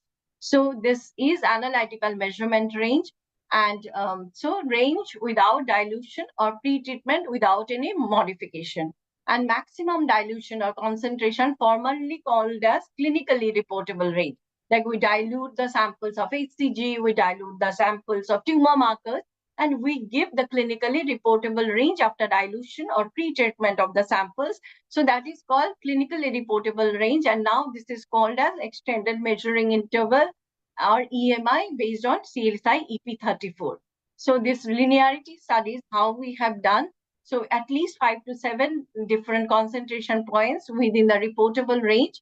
So, and equally spaced is ideal, and we can use the traceable standards, so that is the ideal, or we can mix very high with very low patient samples, and if concentrations are known, and testing should be performed in duplicates, run from lowest to the highest to avoid the carryover, and pipetting accuracy and precision is critical. Like example for CRR or extended measuring interval, like I already given, HCG in pregnancy, AFP as a tumor marker, so we see. So now coming to the method validation. So analytical sensitivity, the lower limit of quantifications, and analytical specificity, interferences, or cross-reactivity. So I will not go into details because the previous speaker already touched in details. So limit of absence or limit of blank is the lowest concentration of analyte that the method can differentiate from zero. The limit of detection is the minimum concentration of the analyte whose presence can be quantitatively detected under the defined condition, and functional sensitivity or limit of quantification, LOQ, is minimum concentration of analytes whose presence can be quantified, quantitatively measured reliably under defined conditions. So this is the graph already shown in the previous speaker's slide.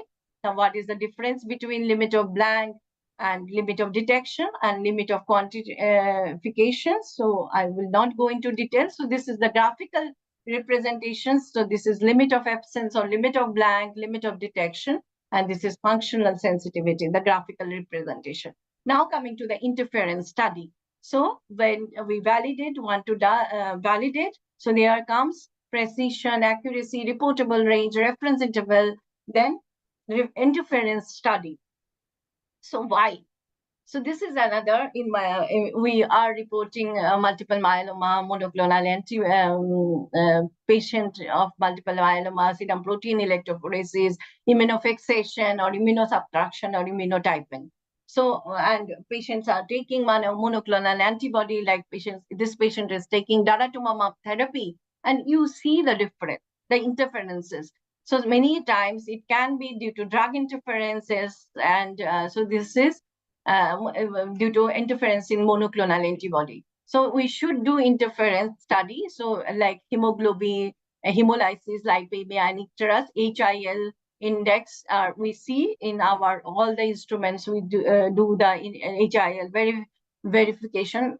We see the like the picture of it differentiates, and drug interferences, HAMA, rheumatoid factors. So already I have biotin interferences, and previous speaker has told how we do the interferences experiments. So these are like the interferences in immunoassay, non-specific binding, interfering antibodies, then high concentration of this type of substances. So what we should do if we suspect, then we do mixing experiment. So now coming to the lot-to-lot verification, the last point. So verify patient sample of two key medical decision concentration along with patient samples, the QC samples, which are typically designed to assess the performance at clinically important concentration.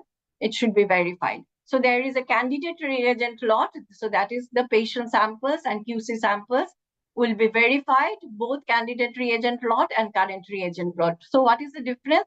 Candidate reagent lot is any lot of reagent about to be used for the first time in specific lab, and current reagent lot is lot of reagents that has been in routine use for patient sample testing, was previously verified to produce acceptable patient sample results, and is about to replace by the candidate lot. So I have taken this lot-to-lot verification because I have seen in our actually in India, so we see maximum deficiency in lot-to-lot verification. So that what we see, average difference, sample values by candidate lot minus sample value by current lot divided by sample value by current lot, and how it is calculated, and the average difference If it is less than the desirable specification for inaccuracy or bias percentage, the lot to lot verification is considered acceptable. So this is, we go into details, CLSI EP 26A. So now coming to the documentation and approval of the validation. So why familiarization with the methods? So this operators training, operators competency, that it should be sufficient duration that operators are trained before performing the method verification experiments. So this put method online, write and test a procedure, CLSI protocol, maintenance, calibration, control system, staff training, document the method evaluation experiments according to appropriate regulations, chart routine service, and then monitor the performance. So because why it is important, the competency assessment for the verification process, the lab should, because ISO 15189/2022 again mentioned in 6.2.1 that clause, lab should have access to sufficient number of competent persons to perform its activities. So competency requirement is must. So how we do before verification study by staff, direct observation of an activity, monitoring the recording and reporting of the examination skills, review of work records, assessment of problem-solving skills, examination of specifically provided samples, previously examined samples, inter-lab comparison materials, or split samples. So if the staff is competent, then he or she can do verification or validation. Yes, data, and data. I can't make bricks without clay is our lab life, or clinical chemistry life, or immunoassay lab life is like that. So true, the data analysis is must. And when we come to the qualitative test, so when it is qualitative test, we do precision testing. 20 replicates of negative control, 20 replicates of positive control in a single run, and it's required for qualitative tests that derive a qualitative result as negative or positive from a quantitative value such as optical density. So this how we do 20 replicates within run precision and between run precision. It involves running negative and positive control at least once per day for 20 days.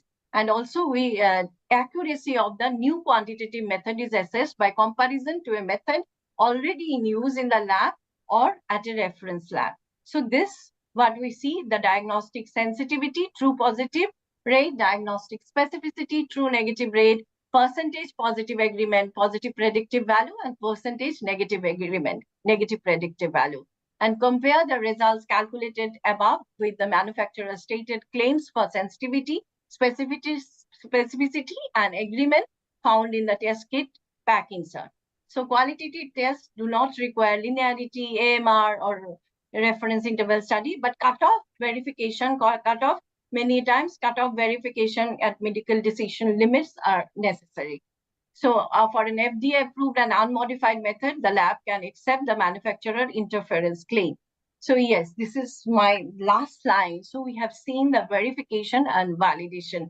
Verification is PARR, precision, accuracy, reference interval, and reportable range. And validations is PARR along with the analytical sensitivity and analytical specificity. So when we see any patients getting the reports or clinicians treating the reports, patient thinks, and also we think the clinicians are healer. But evidence in evidence-based medicines, if we see all of us play the role as a healer, this extended hands to give proper result is ours. We are the true healers. So I acknowledge all of you as a healer, and thank you for giving me this opportunity. Thank you very much. Thank you, Dr. Barnali, for the very interesting and important presentation. Very comprehensive. And then now for the third speaker, we have with us here Dr. Samuel Fasikaran. Good morning, Dr. Fasikaran. Good morning. Can you hear me? Yes, very clear.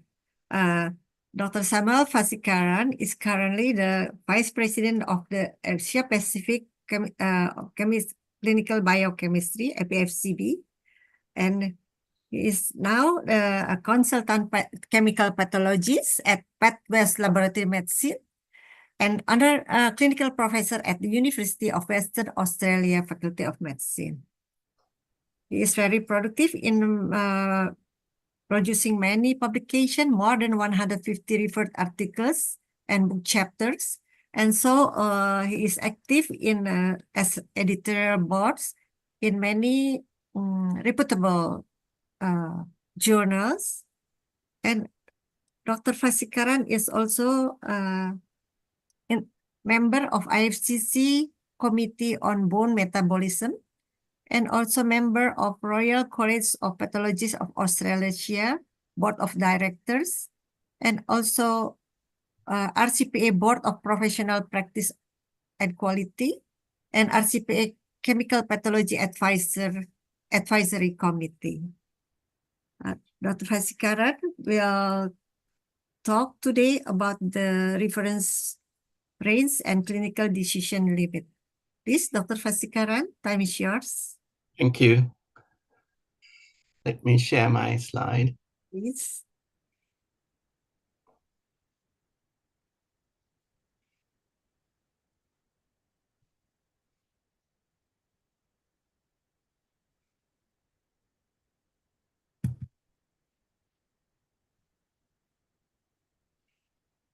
For the audience, please note your question at the Q&A. Okay. Is it in presentation mode? Can you see? Yes. Yes, please. sir. Okay. Yes, sir. Yeah, I'd like to start by thanking Jan and the organizers for inviting me to present at your conference on reference interval and clinical decision limit. I logged in late, so I was only able to listen to Professor Banali Das's excellent and comprehensive talk, as usual. That was very interesting and useful. So the task given to me is listed here. I just want to take my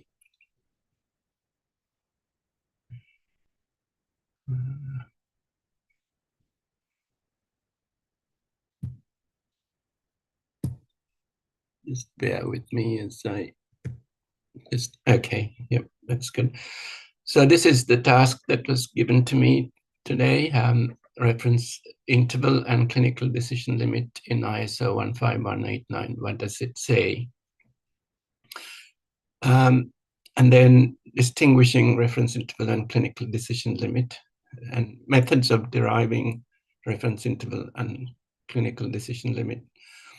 Validation, verification of reference interval and clinical decision limit, and result interpretation using reference interval and clinical decision limit. So I will address all these, not in that order. It's mixed in a different order, which I felt was more useful. I must also acknowledge Professor Baranali Das's presentation. She has addressed some of the details of reference interval, which has made my presentation easier because she's done it better than I could have. So the interval between and including the reference limit created from a reference population is what we call the reference interval.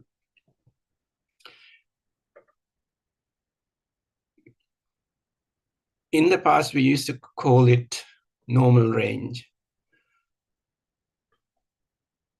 or reference range.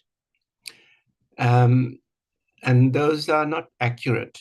And that's why the term used is reference interval. And I need to address this. Normal has many meanings. it can mean healthy, but in a reference interval does not necessarily mean healthy. Reference interval is the interval against which you compare the reported result and come to some decision. So the reference interval does not necessarily mean normal. It can mean normal and it can overlap with normal, and I'll come to that. And the term range is not used, not recommended, because the range is different to the interval. So the interval, I'll come to that in the next slide, and it's already been mentioned in the previous talk, is a defined limit. The reference interval is clearly defined, whereas the range is the whole range of results you can see in the population you study. So range is really the 100% breadth of the values, whereas the interval is what you define, and generally it's defined as the central 95th percentile of the population studied. So don't use the term range for reference interval. Don't use the term normal for reference interval. Normal can also mean, in statistical terms, Gaussian distribution. And I'll show you the Gaussian distribution later.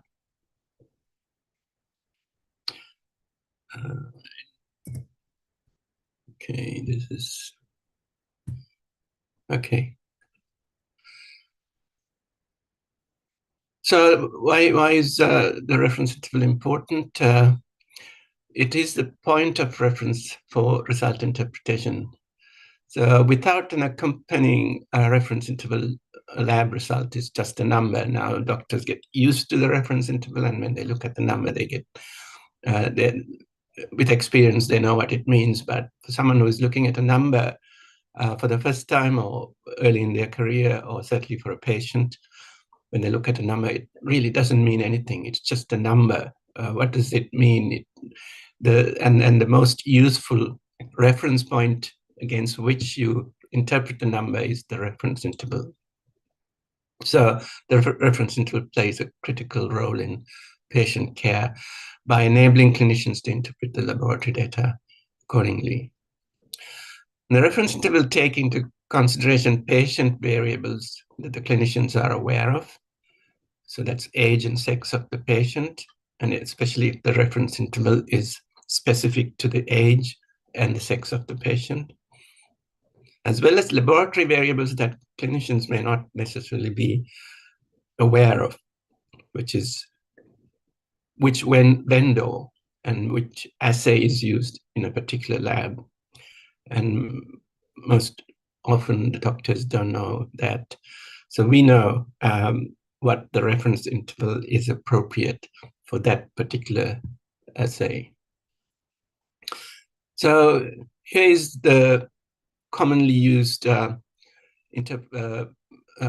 definition of reference interval, and that is the central 95th percentiles of the distribution, or central 95% of the distribution.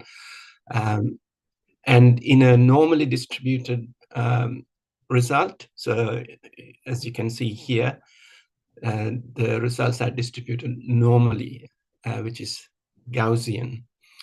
That is mean plus 2 standard deviation above and below. 2 is a rounded number. It's really 1.96, but we usually say 2 standard deviation plus or minus the mean is the central 95 percentile in a normally distributed population. That's not the case when the results are not normally distributed, when the distribution is not Gaussian. And often biochemical indices and in biology, lots of variables are distributed non-normally, and usually they have a skewed distribution to the right. And this graph shows you that distribution. And when the distribution is not normal, you don't use the mean, because the mean is influenced by very high levels on the right when there is a skew. So we use the median. Median is the 50th percentile of the rank of the results. So when the results are not normally distributed, when there's a right skew or left skew less commonly, the median is used. And you can't use the two-standard deviation. As you can see, the distribution on the right and left are not symmetrical. So we don't use mean plus or minus two-standard deviation. We still use the central 95 percentiles, which means you cut off the lower 2.5 percentile and the upper 2.5 percentile.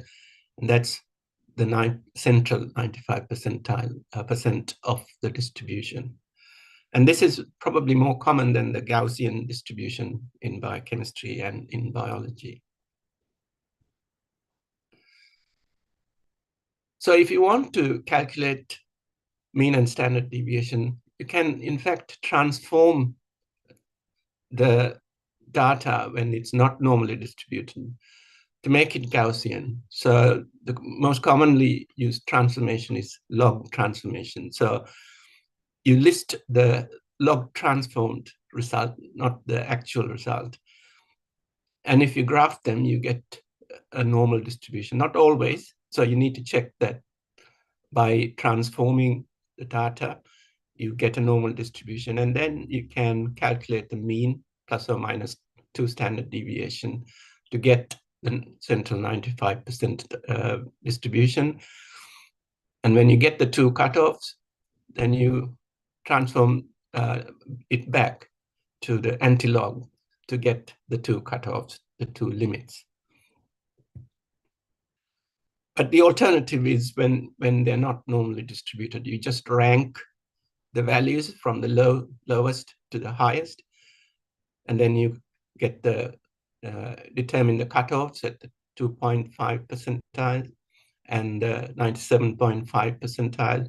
So in a population of 120 subjects, it would roughly be 4 and 116th value when you rank them, and that is the 2.5 percentile and the 97.5 percentile of the distribution.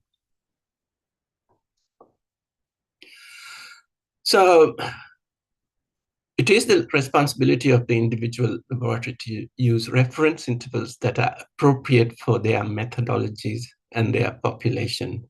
So there are two important aspects. It should be appropriate for the method you're using and for the population you are serving.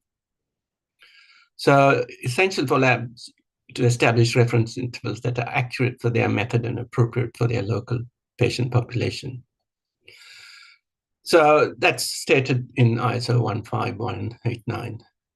And they also say that each laboratory should periodically reevaluate its own reference intervals.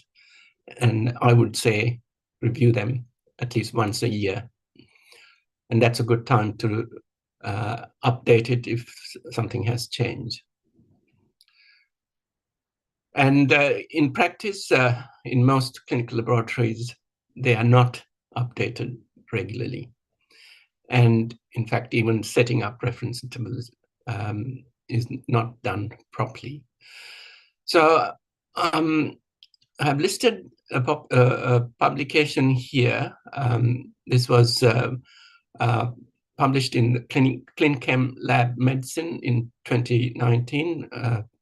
Professor Khosrow Adeli, the past president of IFCC, was the senior author.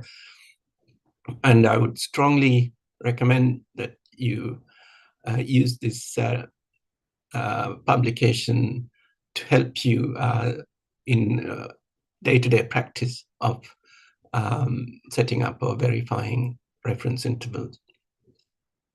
And this is freely available, so you don't need to pay for it. If you just do a PubMed search for this documentation, this publication, you can obtain it.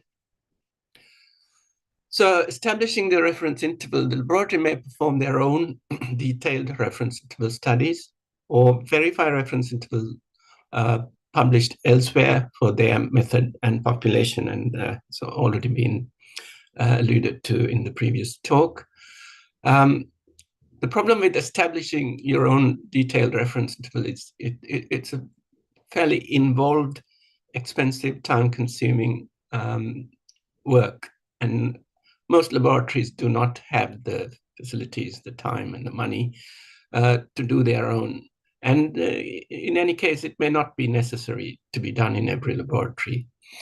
So in most instances, we verify reference intervals that are published elsewhere. Ideally, they're published for the method itself that's used in our lab and the population that's serviced by the lab.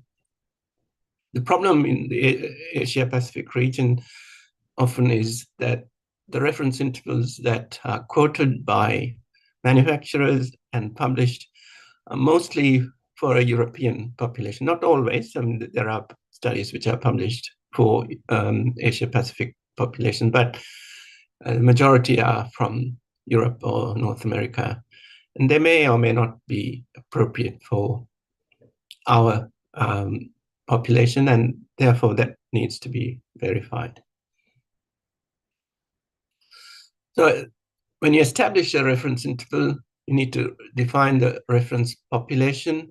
So when you want to do a full-scale reference interval study, you need to define the reference population, where you're going to get the samples from, a blood bank or some study, or in the general population, the age and sex and other exclusion criteria. Ideally, reference intervals should be partitioned.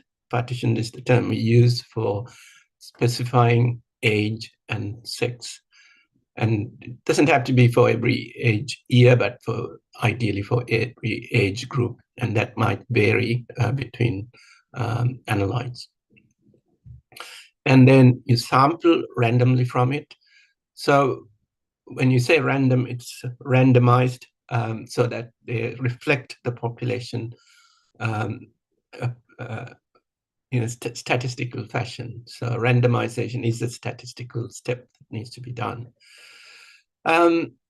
So it's stated, and as Das has mentioned, minimum of 120 samples are recommended, especially if it's Gaussian distributed, and as stated, 200 for non-Gaussian, to establish reference intervals for each group. So if you're going to do one for males and one for females, that's 120 each.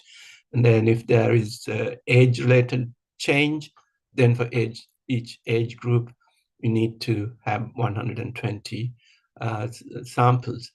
And then for pediatrics, that becomes a very big problem. So pediatric reference intervals are quite difficult to establish, and there are some published studies which are used by most people.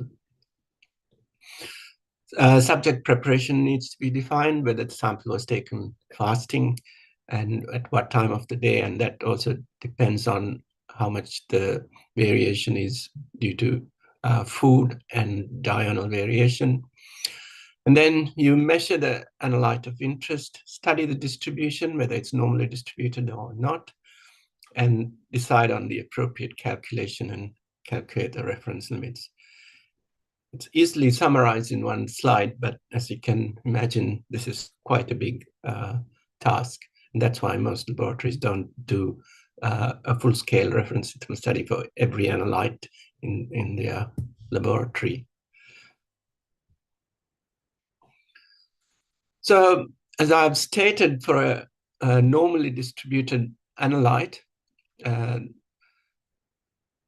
we define the reference interval as the interval between the lower reference limit, which is the 2.5 percentile, and the upper reference limit, which is the 97.5 percentile. When you do a small sample, then you have confidence intervals for each limit. So that's why we need at least a minimum 120 samples, because if you get smaller numbers, the confidence intervals will be quite large, and therefore you can't be confident that the limits are accurate. So the larger the number you sample for the reference interval study, the better, in that your confidence is greater, or the limits, the confidence intervals for the reference limit are tighter.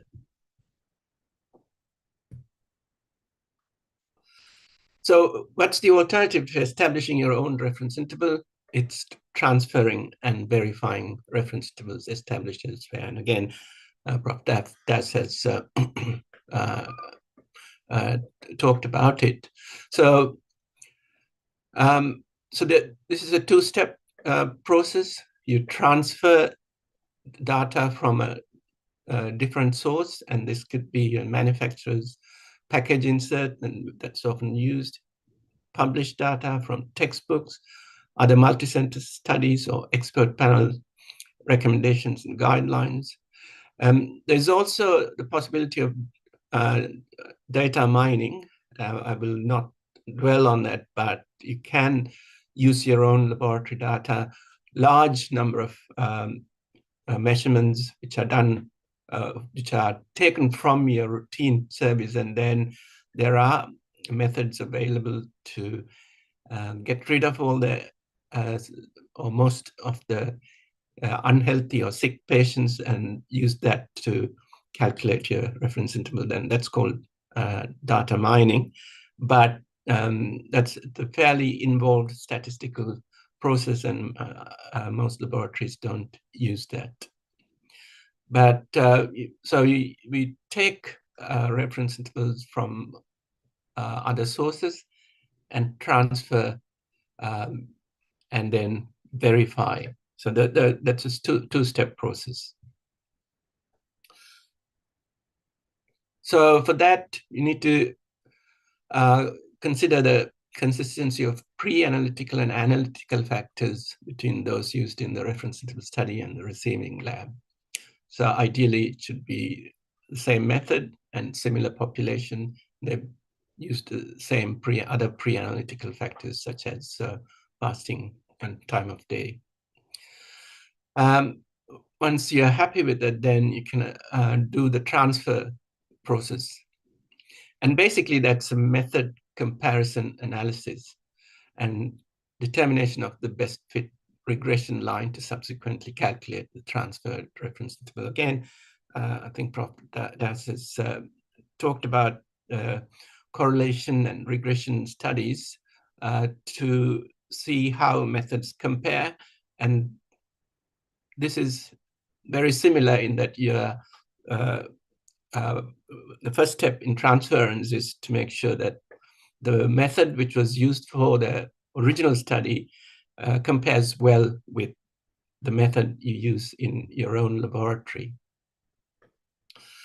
So for the first step, which is the transferring of the reference interval, you do a method comparison study between the method used for the original reference interval study and the method in your lab. And you use a small number of samples in your lab, but the distribution of the values should span the whole reference interval. And you do a correlation between the two methods. And the linear regression analysis is performed to determine the slope and intercept of the best fit regression line. And these values are subsequently used to transfer the reference intervals. So the best fit regression line should ideally have a slope that's close to 1 with no intercept, and with a correlation coefficient as close to 1 as possible. And the scatter shouldn't be great around the regression line.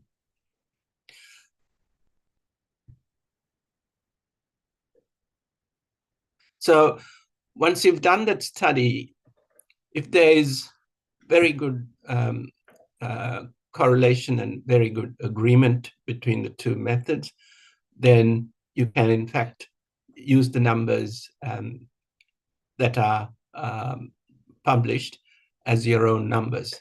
So if the slope is 1, there's no intercept, and correlation coefficient is close to 1, then there's a good chance you can use the same numbers, at least for the transferring process. And remember, the term correlation is not the same as agreement. So you can get a very good correlation, but then there is a slope. And if there's a slope, then there's no agreement between the values, but good correlation. So if there's a good correlation, but a slope, then you need to transform the data.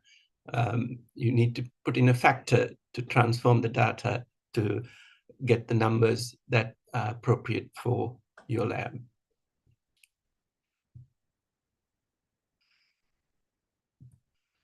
So again, already mentioned, the next step is verification of the reference intervals. Once you've got the numbers used in the reference interval study, you want to make sure they are appropriate for your population.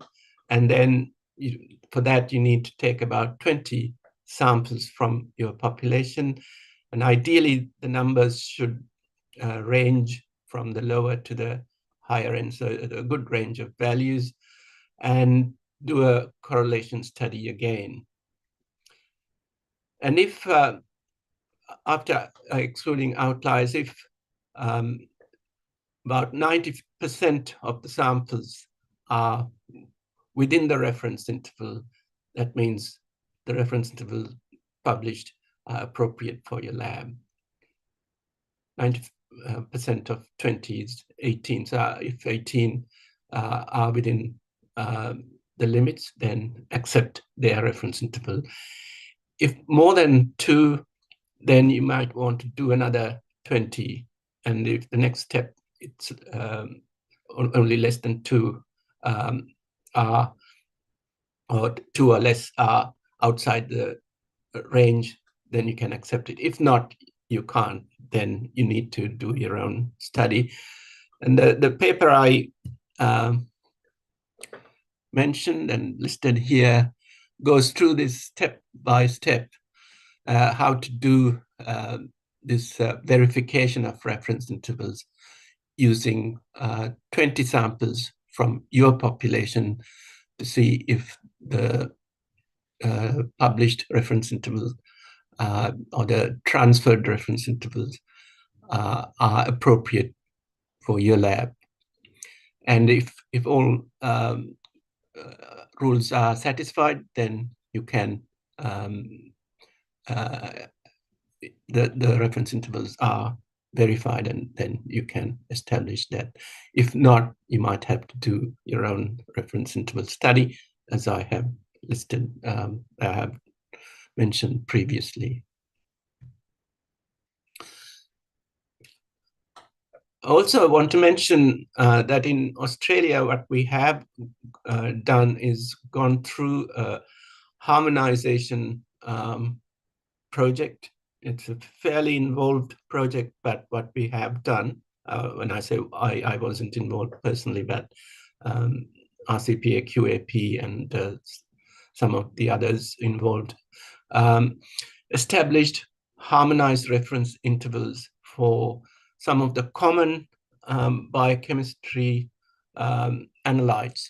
So listed here are the common laboratory analytes that are harmonized for reference intervals in Australia. And most of the basic chemistry results are interchangeable between the main vendors. So we were able to establish harmonized reference intervals throughout Australia. And that's very useful when patients move from one lab to another, or from one town or city to another within the country. If you have the same reference intervals, then it's very useful to compare previous results with your current results. So I mentioned the central 95 percentile as the reference interval.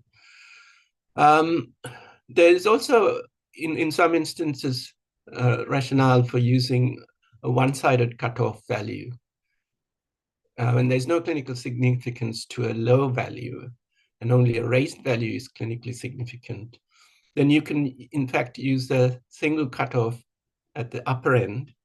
So that's the 95th percentile, rather than central 95 percentile, in which case that 97.5 percentile is the upper limit.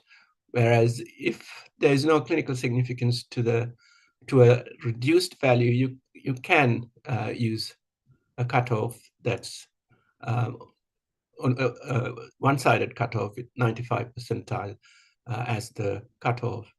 And in theory, the alternative is, if you're really looking for a low value, then 5 percentile can be used as well as a single one-sided cutoff if only a low value is significant. I'll come to that when I give examples. So we move on to clinical decision limits. Clinical decision limits may or may not coincide with reference limits. And they are the second point of reference that's used when interpreting results and is based on diseased population. So this graph shows you two distributions, the healthy population on the left and the diseased population on the right. So ideally, an analyte will be distributed such that the healthy population and the diseased population are completely separate. But in some cases, or in most cases, there is overlap between the healthy and the diseased population. So you have to decide where the cutoff is. And here you can see that the decision threshold is such that you're trying to define most of the diseased population. You still get a small group of false negatives. That's the black triangle there. If you want to catch the whole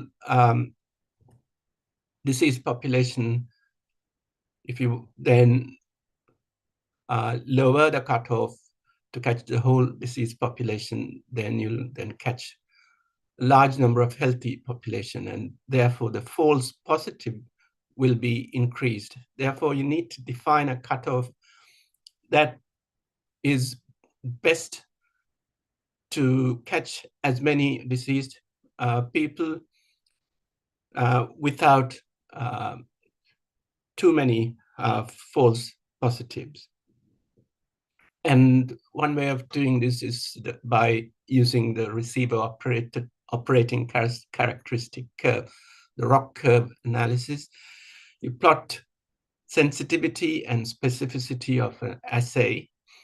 And as you can see, this is the graph that you get if you plot sensitivity versus 1 minus specificity. And at different cutoffs, you get, and then you plot this using different cutoffs. And the best cutoff is that which is closest to the left upper corner, which is the 100. And so here, the best cutoff would be 70 for this analyte, I mean, for this, whatever the analyte is.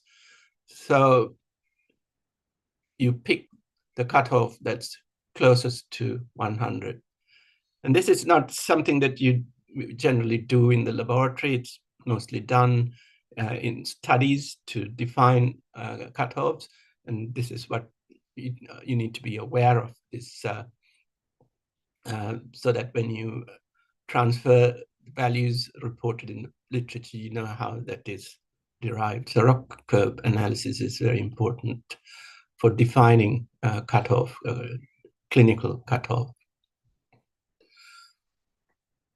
So in general, we get clinical decision limits from local protocols for clinical action. So we talk to the clinician before we publish our clinical decision limit and get their opinion, look at published guidelines and expert opinions, values based on outcomes. Sometimes multiples of the upper reference limit are used. So for example, for metanephrine and adrenaline studies, we generally use 3 times upper limit as the diagnostic cutoff for pheochromocytoma, whereas a normal generally excludes pheochromocytoma. So between 1 and 3 times the upper limit is a gray area, which suggests either monitor or repeat. And then we also can use previous normal results obtained in an individual when they were healthy. Ideally, that should be the reference point for all analytes, but we never have normal values when they were healthy, and therefore we can't, in most instances, use a patient's healthy result as the reference. And that's why we use the population-based age and sex-specific reference intervals. But this is useful for monitoring a patient previous result. And in some ways, the cutoff, the clinical decision limit, depends on the context in which the test is used. So for screening, we want to find cases. So for screening, the cutoff should be as low as possible, in the sense you want to catch all possible diseased patients. And by definition, screening tests have quite a significant number of false positives. We want to catch all patients, and then they undergo further testing to confirm the diagnosis. So the cutoff is set low to catch all patients. For risk stratification, we know, for example, in coronary heart disease, we use cholesterol and other lipids. And here we use them for risk stratification, not for diagnosis. Antenatal screening, again, similar. And then you go on for further testing if their risk is considered high. So diagnostic cutoffs are where the actual number gives you a diagnosis. And I'll come to that, for example, troponin. Prognosis, prediction of outcome, again, it depends on the actual value. So the higher the value, usually the worse the prognosis. Monitoring, stable or changing, that's where we use the patient's previous result. Therapeutic drug monitoring, we use values, and we've got therapeutic levels, which are based, again, on published therapeutic ranges based on studies which are looked at medication effect. Medical legal, those are legally defined cutoffs. So this is an example of risk stratification. It's a very old slide of total cholesterol, and as you can see, the units used for cholesterol is milligrams per deciliter. But just to show you the distribution, there are 2 distributions. The one in white is the population with no heart disease, and the one in yellow is the population with coronary heart disease. And as you can see, there's a huge overlap in total cholesterol between the healthy and the heart disease population. And that's because cholesterol is not the only determinant. It's an important determinant of heart disease, but it's not the only determinant. So you have to get a cutoff that is optimal, but as you can see, that 40% of coronary heart disease occur in people with below average total cholesterol. So the 210 milligrams per deciliter in healthy population is the average or mean total cholesterol. But 40% of coronary heart disease occur in patients with below average cholesterol. So cholesterol by itself is not a diagnostic test, but it gives you a risk score. It's used for calculating risk. The higher the cholesterol, the greater the risk. But you have to, when you report the cholesterol, you have to report a cutoff, and we use a cutoff that's published by cardiac societies as a single cutoff that's associated with high risk.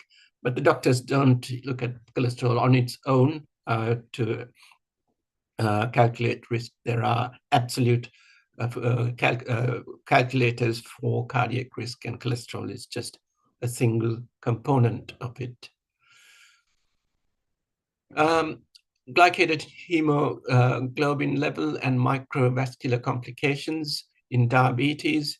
You may have seen this graph, and the 4 lines show you the risk of retinopathy, nephropathy, neuropathy, and microalbumin urea, again, a marker of nephropathy. And as you can see, the higher the HbA1c, the higher the risk of developing microvascular complications. This graph was used to define the diagnostic cutoff for diabetes, which is 6.5%, and also the target for treatment, which is 7%.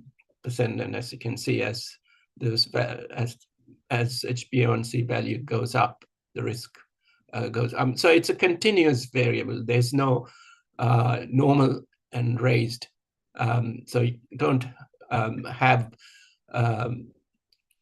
normal and raised. It's a continuous variable, but we have to define a cutoff above which the risk increases. And in this case, it increases exponentially. So that's where the cutoffs were defined. And here is troponin. And the troponin is a really interesting marker for diagnosing acute coronary syndrome. And as you can see, the normal healthy people have a skewed distribution. The troponin in normal healthy people is not normally distributed. There's a long skew. An acute myocardial infarction, again, it's skewed. The troponin levels are skewed to the left, and there's a point where the 2 graphs interact, and that's roughly where the 99th percentile of the healthy population is. So that's a single cutoff used for diagnosis of AMI. So the troponin level is used for diagnosing acute myocardial infarction, and the single 99th percentile is used because that was found to be the most sensitive and specific cutoff, rather than, as I said, in a single cutoff, you would normally use 95th percentile. If you did that, you would miss some of the, you would in fact misdiagnose quite a few of the population. In fact, you will misdiagnose. And the reason is, even in the normal population, many people have raised troponin due to chronic heart problems. As you might know, patients with chronic kidney disease have increased troponins, which are stable increase, not acutely raised. So they contribute to the skewed distribution in the right. And what has been seen is, even if the troponin is within the reference limit, which is the 99th percentile, if troponin is stable and raised, not raised in the sense above 99 percentile, if it's below 99 percentile, but even at the upper end of reference interval, it is a risk marker. You've got a high risk of developing acute myocardial infarction in the future. So the 99th percentile is in fact only the diagnostic cutoff for AMI. It's not a diagnostic cutoff for any heart disease. Diagnostic cutoff for any heart disease would be maybe 95th percentile or even lower. That's not really used, but that's to say that the cutoff we define is based on the diagnosis. And troponin is really only used for the diagnosis of acute myocardial infarction. In future, it may be included in risk assessment in stable patients as well. To interpret numbers effectively, you need an appreciation of analytical uncertainty of measurement. So you need to know the uncertainty of measurement of everything that you measure, and also the biological variation of the analyte. So that's the intra and inter-individual variation. Especially for monitoring, you need to be aware of the inter-individual variation and a significant change from previous measurement.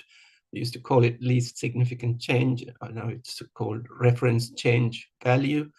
And that's 2.77 times the total CV, which includes analytical and biological variation. And that is what tells you that there has been a significant change from a previous value, whether it was normal or high. If you are monitoring someone's, for example, creatinine, you want to know that their creatinine has increased significantly or decreased significantly.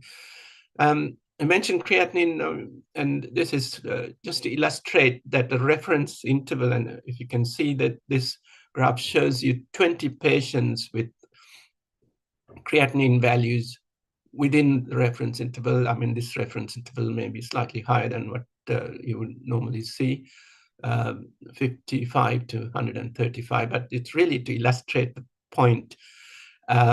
So for each individual, the mean value of their creatinine differ from each other.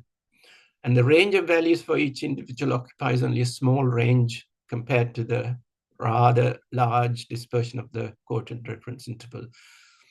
So a patient has values that fluctuate within their own mean and within their own intra-individual variation. But the intra-individual variation is much less than the total inter-individual variation, which is defined by the reference intervals. So what it means is that for that particular patient, the value, for example, the creatinine, can significantly increase and be still within the reference interval. So if you want to see, this patient has a creatinine around 63, 64, and it varies between 60 and 65 normally. But if they start developing kidney disease, it might take a long time for the creatinine to go above the upper reference limit before it's defined as abnormal in our laboratory result. And more recently, we report EGFR, and EGFR again tells you what the estimated glomerular filtration rate is. And if you monitor the EGFR, it can start at 120 and gradually go down to 90, 60, until it gets to 60 when you define it as abnormal. So what it means is that a value can be abnormal for that patient, but still be within the reference interval. So just to show you a set of results, 25-year-old male patient in a general practice surgery, basic electrolytes, they're all well within normal. 1 week later, they've changed slightly, but are they significantly different? I suppose the creatinine is the most the analyte which has changed most from 95 to 110, is that significant? It probably isn't significant. It's still within the reference change value. So reference change value is something that's important.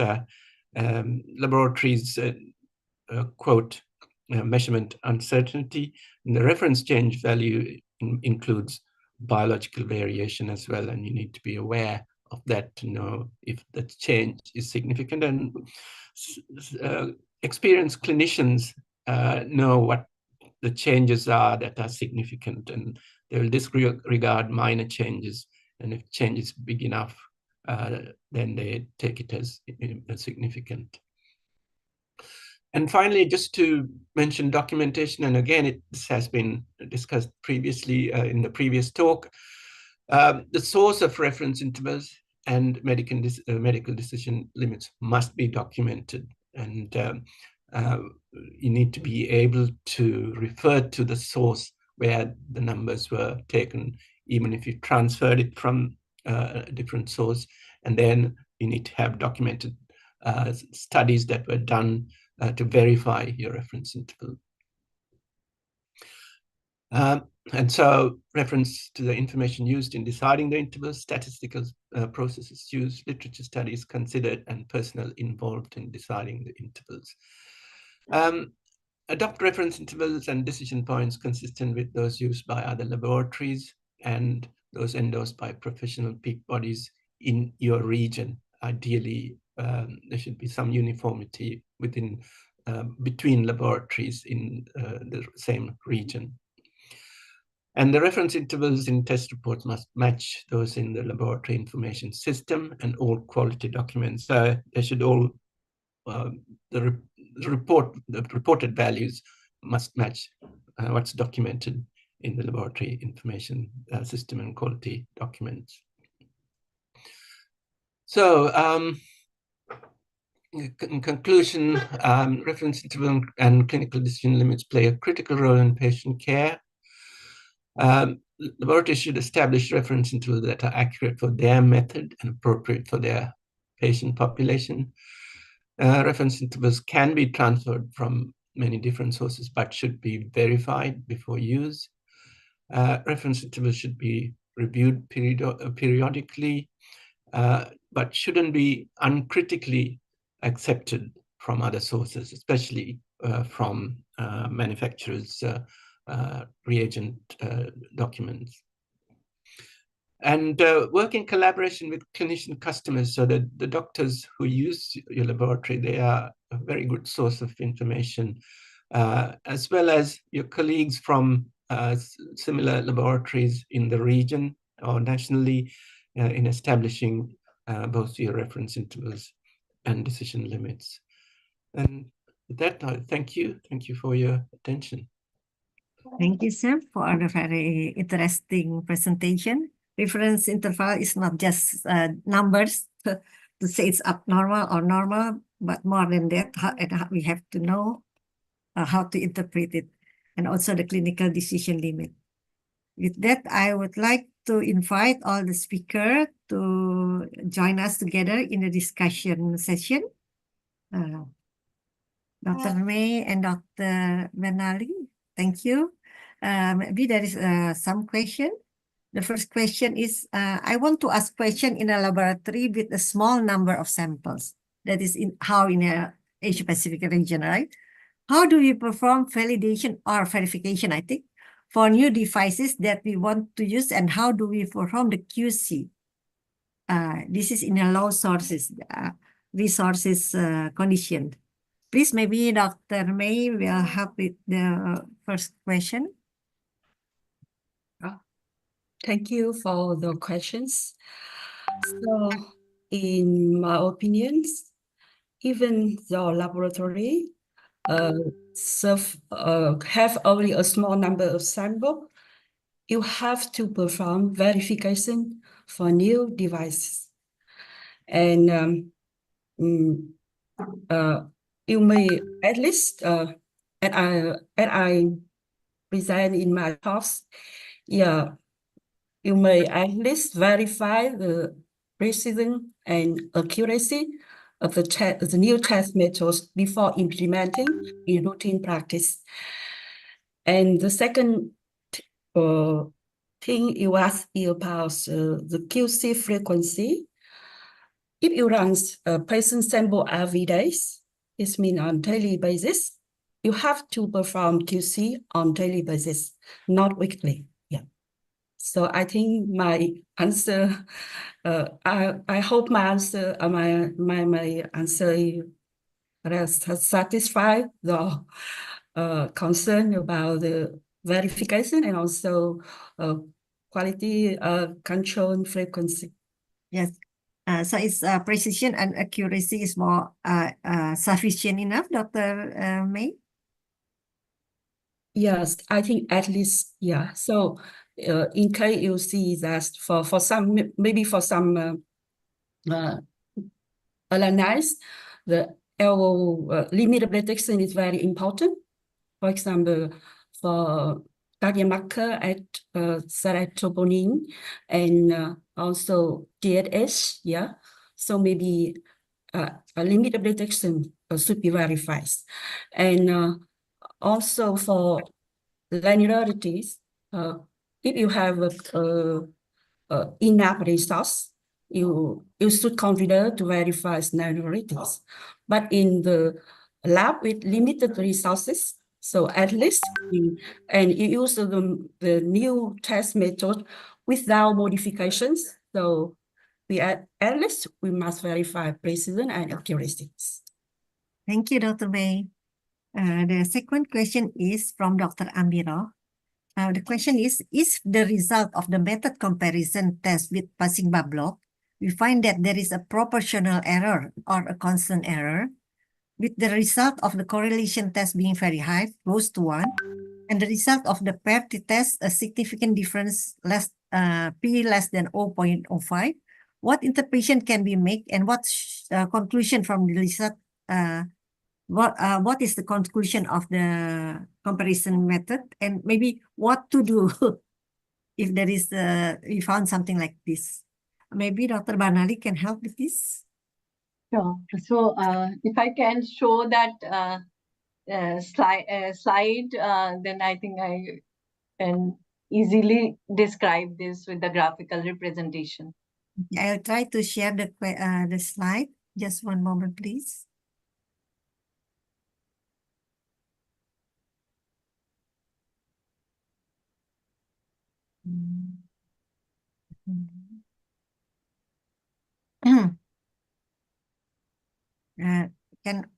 Okay, is it this? Yes. So if you see, this is actually you are asking like, systematic error and random errors. So when we compare the method reference method with the new method, so this is the ideal line. So if there is a constant error, so we see like this graphical representation. So then suppose we are doing the method comparison between two methods and we see the constant error. So if there is a 5% or 10%, so we know that there is a constant error. So what is the solution? So suppose, for example, TSH, we know between one method, ICLIA, and between another method, CMIA, maybe there is a constant bias. So then we know that it may be 5% or 10% bias between these two methods. So this is, we are aware about that error, constant error. But when there is a proportional error, so that is the main horror. So it's like proportional error is like this.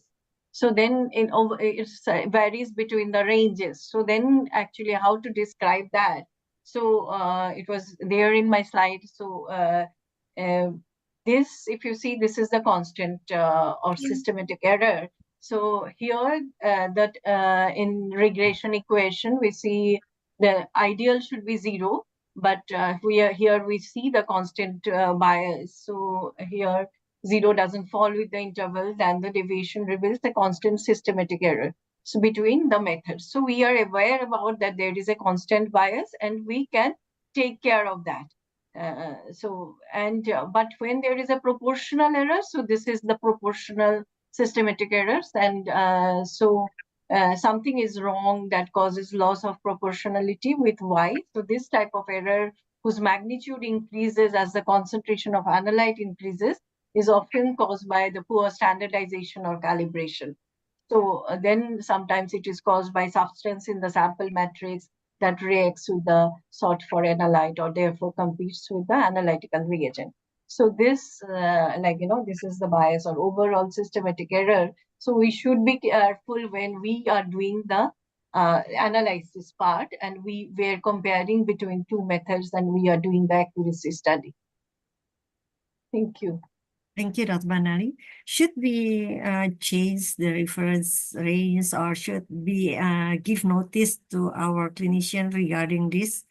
If we found that when we do the method comparison, we found difference between the two methods. Yes, yes. And then we should actually use our judgment. Also, there will be difference between the reference interval study verification is needed because of that medical decision limits also. I think Professor Sam can throw more light in this, between the, when we observe the constant error and proportional error. So the solution for that. Do you want me Sam? to? Yeah. Yes, I Sam, need your expert we can opinion. discuss together. Yeah. So if the method, if for tests that have well accepted decision limits, ideally you should have methods which are accurate. So for example, I mean, for diabetes mellitus, the diagnostic cutoffs are very well defined, and you really don't want to adjust the cutoffs for your method just because your method has a bias or a problem. So for well-established, so these are the same for example, cholesterol, creatinine.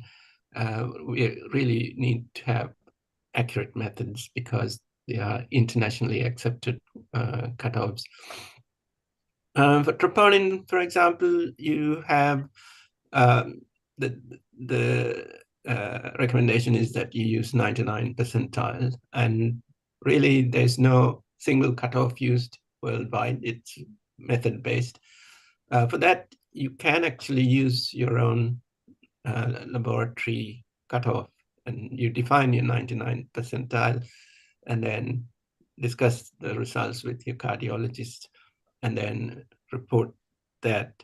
And so if your method changes and there's a bias and the new method gives a different result, and hopefully that difference is not due to a problematic interference, just a calibration issue, then you can change the cutoff, and when you report the new result and the new cutoff, you should make a comment on your report. That should be discussed prior before you make the changes with the cardiologist, but then you can change the cutoff because that's appropriate for your method. But ideally for analytes which are used in risk stratification and diagnosis that are internationally recognized cutoffs, your method should read through. So I mean, for example, glucose. I mean, it's unusual to have problems like that, glucose and creatinine and cholesterol. They should be, they should agree with internationally agreed cutoffs. It may be different for, I mean, even like PTH, different methods give different values, and it may be appropriate to use your method specific cutoff.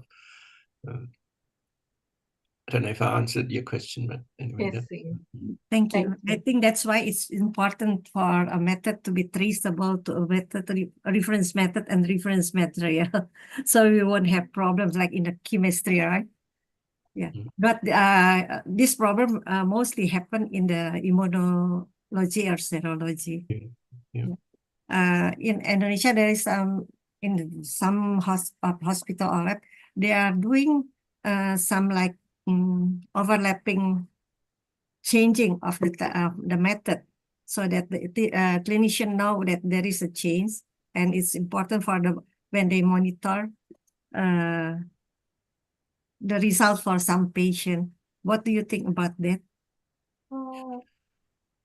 Yeah, so when we change a method and there is a shift in the values, and if that test is used for monitoring, then we try, if we can, offer both results over a period of time, so that during changeover, the clinicians know that it has shifted, and for individual patients, they can establish the new baseline.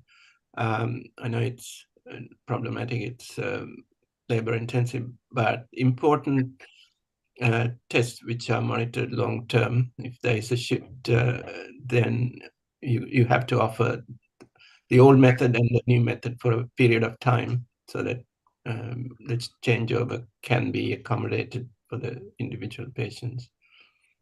Thank you. There is another question about agreement. Agreement is acceptable more than 90%. If the agreement, I think, between the method, right, less than 90%, what should we do?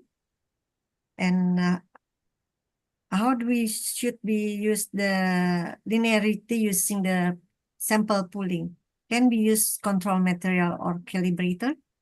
Maybe Dr. May can help with this, Doctor. Thank you for the question. I'm not sure I understand the first part of the questions. Yeah, I don't know. Yeah, because in method comparison, the agreement should be not more than 99%, right? If it's less than the 90%, That's what you mean? I think Hard to mentioned about Yeah. clear 10% total level error. Oh, So you mean the agreement when you compare between two methods, the results between two methods? the agreement. Oh no, I don't think so. So it's depend for method comparisons. You also should define the analytical specification, analytical performance specification before doing method validation and method verification. It means criteria, acceptance criteria for imprecedent, for bias, and for total error, and also for uncertainty measurement if you want to verify or validate uncertainty measurements. So it depends which analyze. So it's not a common criteria for all analyze. So for the second thing of the question is using other materials beside the patient sample. And I think theoretically, we can use control materials or calibrators. However, usually control material cannot cover the whole range of the test methods. I mean, usually control material have near the critical decision levels, yeah, but it not cover the whole range of the methods. That's why we should consider when we choosing control materials as the sample in linearity experiments. And for calibrator, it maybe have a similar issue. And in case you do not have enough, the patient sample covering the whole range of the assuming the linearity range of the test methods, you may consider to choose the linearities, linearities. In that case, it may provide the wide range that covering the whole analytical range for these experiments. Thank you, Dr. May. And the next question is from Dr. Sulhainan Hamza. Dr. Sulhainan Hamza. The question is, what are the criteria for sample selection to be used for validation and verification, such as how many positive and negative and unknown samples needed in the 20 sample? Dr. Banali, can you help? This is regarding qualitative. They don't mention it, but maybe we can have the both for the quantitative and qualitative verification. Okay. For quantitative verification, so we should select the 20 samples in the medical decision limits or in the analytical measurement range. So this should be spreaded over the analytical measurement range.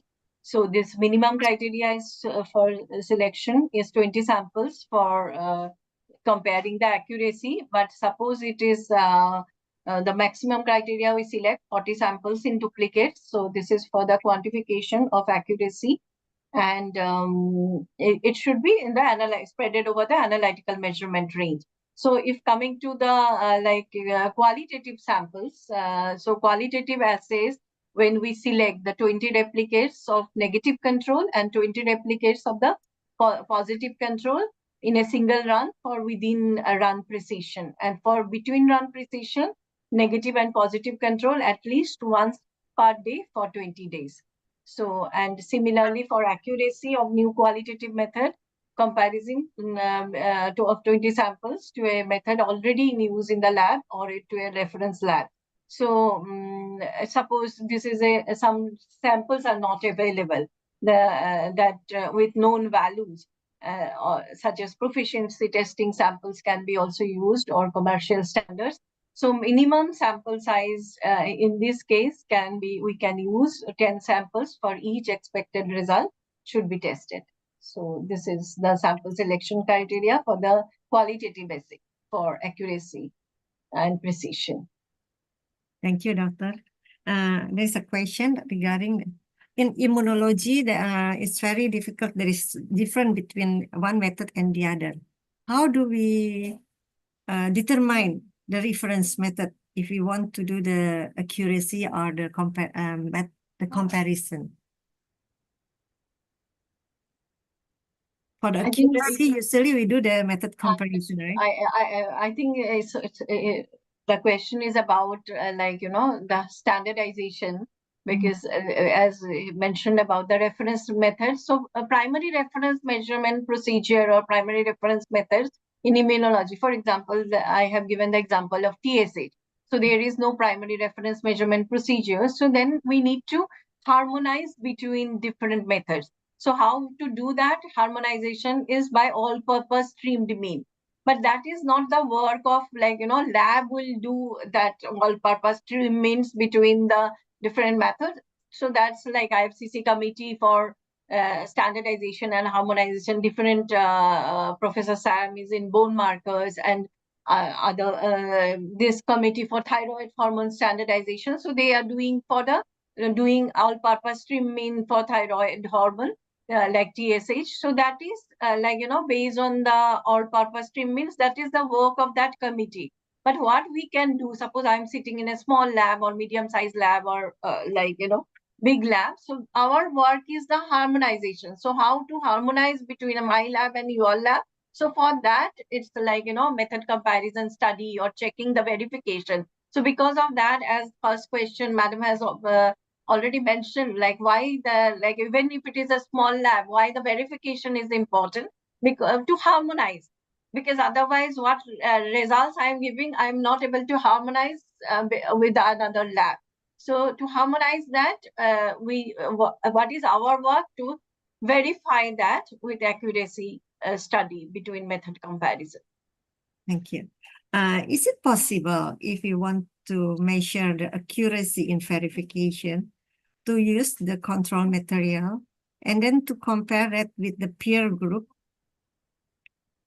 Because nowadays we have peer group in our instruments where we can compare the result of the internal quality control with our peer group from all over the world. So I will ask other panelists, but as per my, because control materials is limited to like, only 2 concentrations or 3 concentration levels. And here, when we check accuracy, minimum sample size is 20 samples, and it should cover the whole analytical measurement range.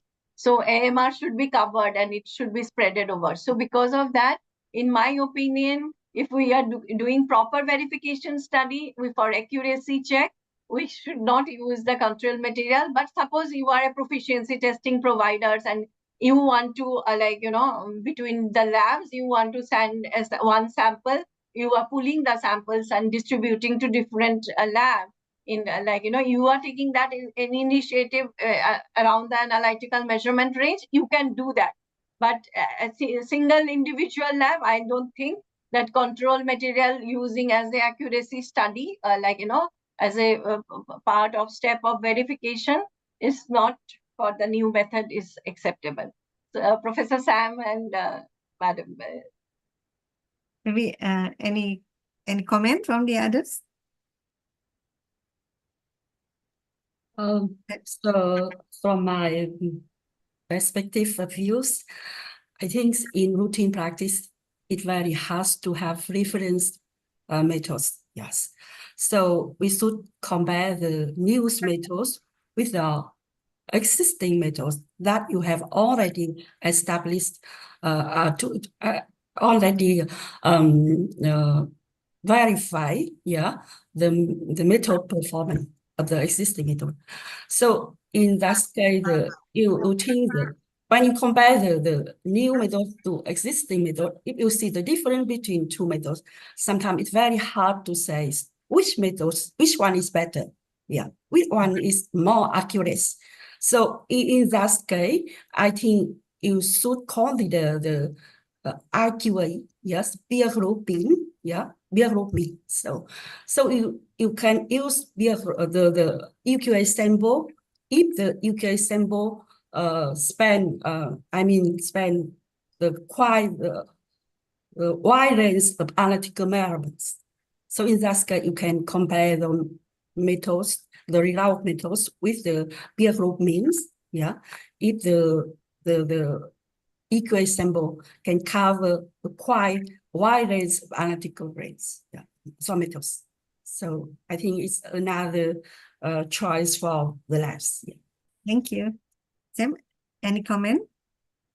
I agree. I agree. Yeah. Thank you. There is one question for Dr. Banali sent to me.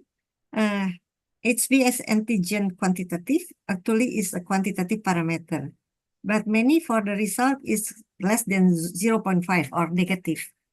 Can we analyze the result as a qualitative result for the comparison study? Because many of the results are lower than the analytical measuring range. So for the negative result, for the quantitative HBS antigen quantitative is actually quantitative, but most of the result found in this lab is negative, less than 0.5. How do we verify this result? So in this case, although I'm not very expert in this, but cutoff verification of the is very important in this scenario. So because many a times, many of the drug of abuse testing also, and many of the this testing in immunoassay. So what we do, we do the cutoff verification in this kind of scenario, and then we compare the results. I think I will take expert opinion from everyone for this. Thank you. Maybe Dr. May and Sam, you can share some comment regarding this. I have nothing to add. Dr. May? Thanks. I have no more idea to add. Yes. Yes. So if we do the verification for the low detection limit, Yes. then maybe, and we can have also the absorbance of the cutoff and do the precision study, right? Yes, and negative because most of the results are coming to less than the cutoff. So in this scenario, cutoff verification is important, and then they can check with the 20 negative samples, verify between that. Thank you, Dr. Banal. There's a question regarding the reference range for pediatric or specific population. Usually in our labs, we are doing the verification just for the adult, for male and female. What about the reference range for the pediatric and the specific population, like the pregnant women, etc.? How do we verify that? Can we just say that if we verify the adult and it's okay, then we can also take the reference range that is given to us for the pediatric? Yeah, pediatric and special groups like pregnant women, it's very hard to do your own reference intervals. So if you have verified the adult reference ranges, it's most likely that the pediatric ones are correct. Except when the pediatric results are very different. Some analytes pediatric values are very high. I mean, alkaline phosphatase, for example, comes to mind, and some of them in growing children can be very different.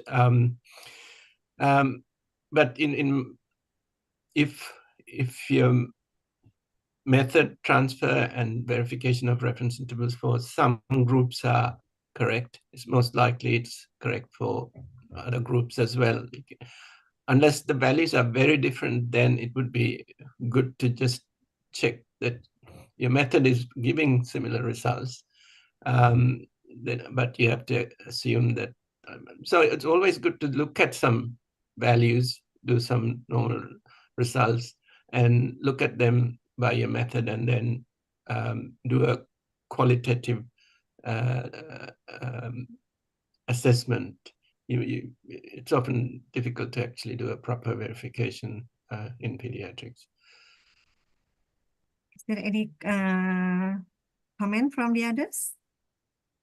From Dr. Barnali and Dr. Mee regarding this? Yes, like in our scenario, we were not able to, like Professor Sam said, we are not able to do the pediatric reference interval verification. So we use actually the caliper study, or like Professor Sam showed the course rules, the publications.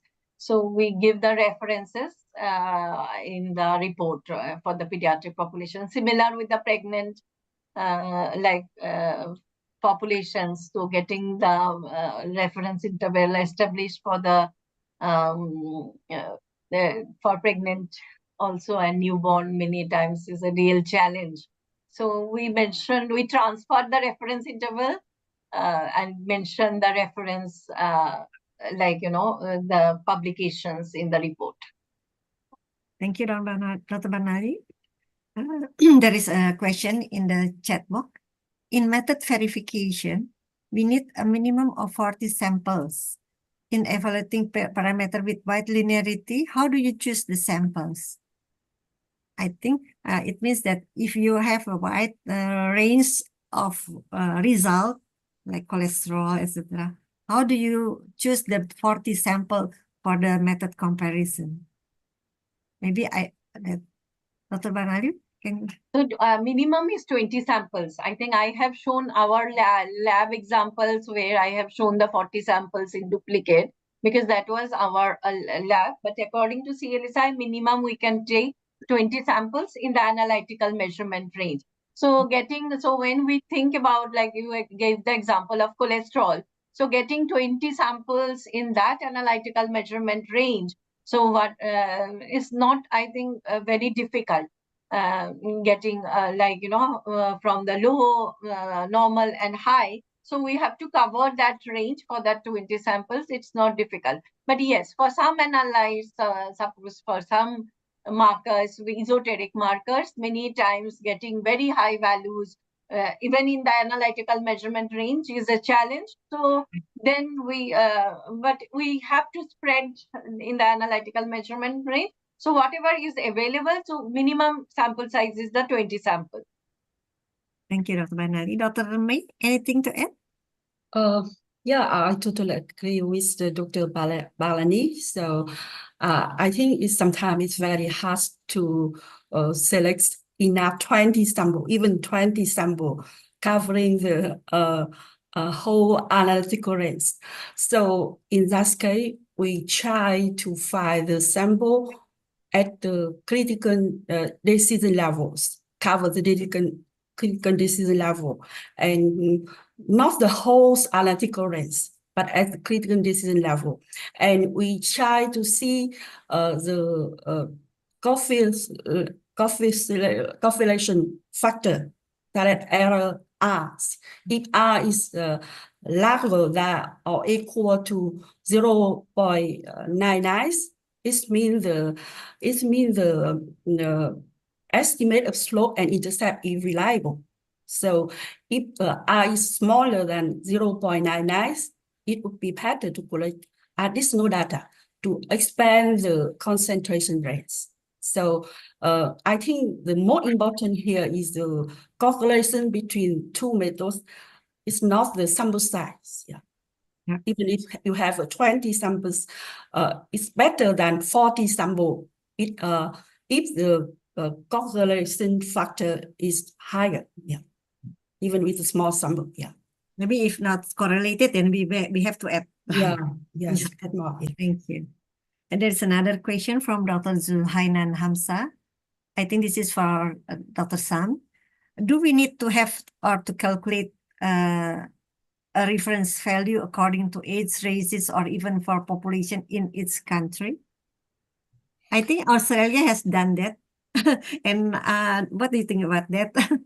So for reference interval, yeah, ideally you should.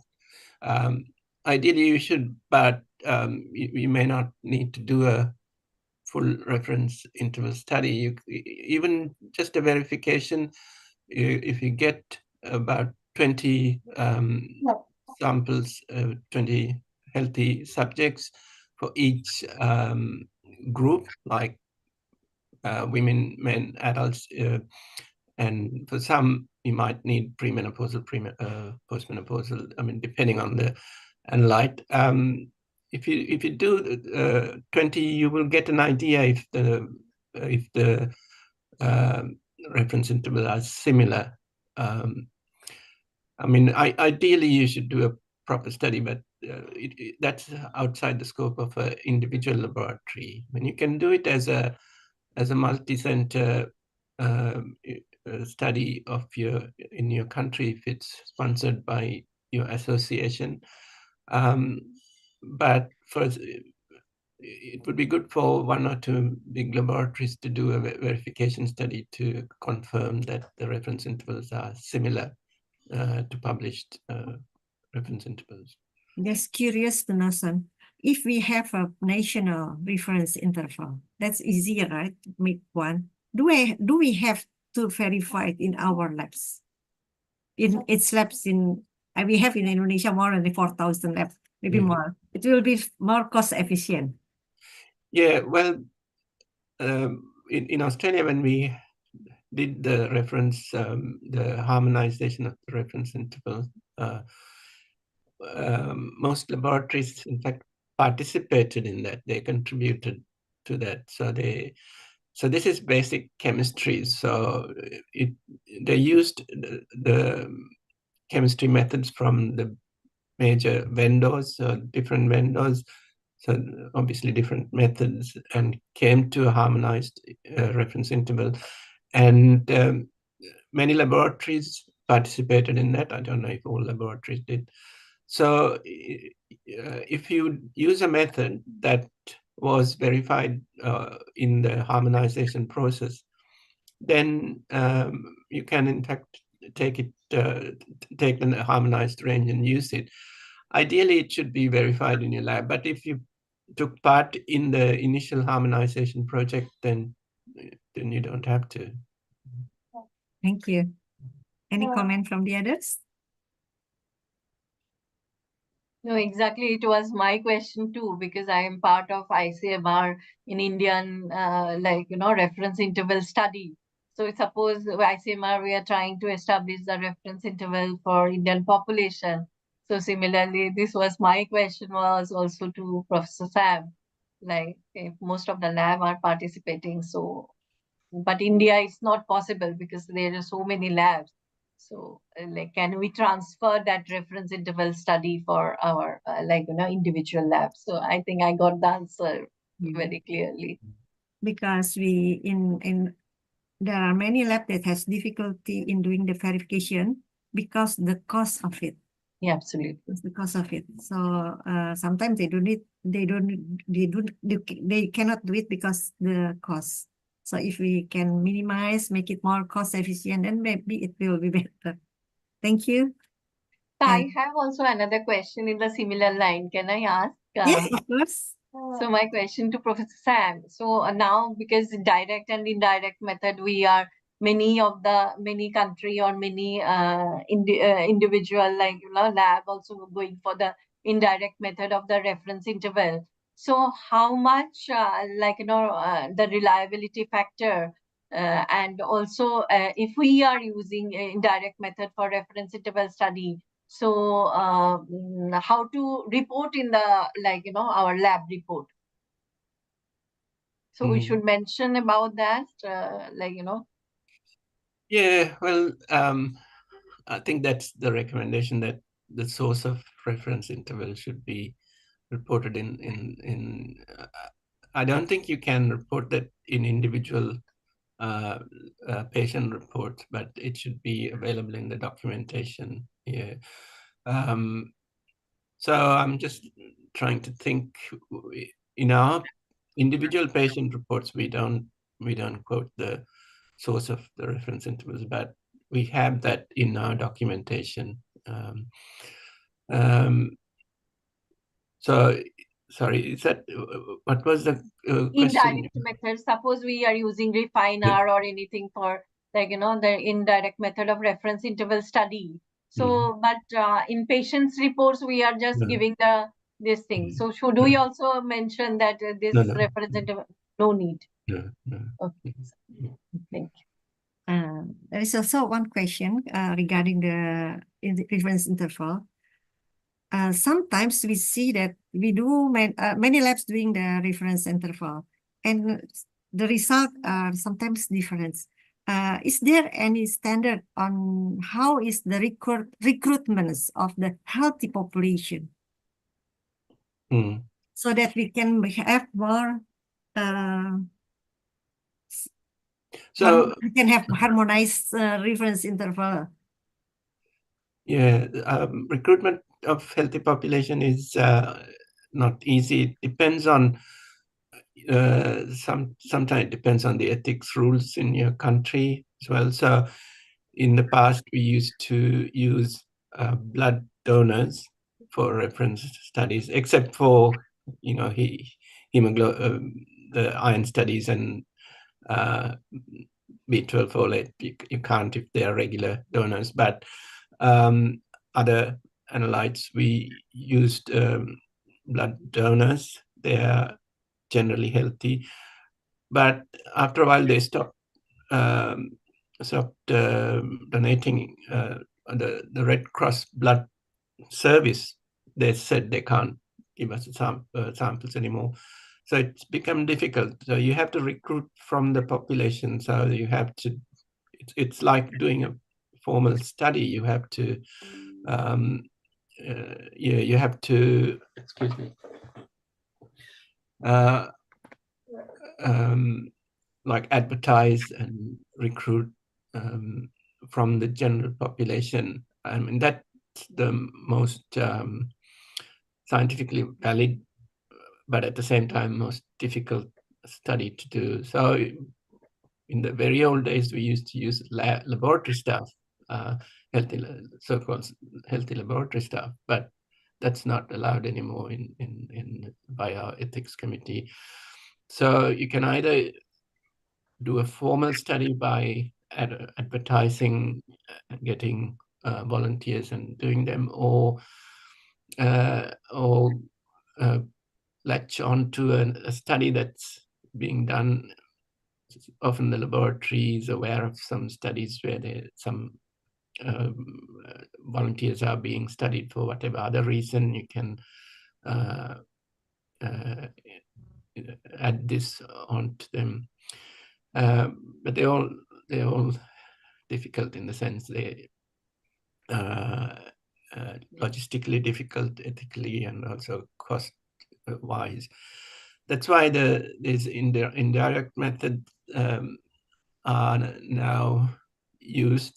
It's a bit hard for hospital laboratories because we have large proportion of sick patients, and therefore it's harder to derive reference intervals by indirect methods in hospital populations, whereas we have private laboratories in Australia where the vast majority are not very sick people. They are more like being monitored or screened, regular health checks, and it's easier to use them.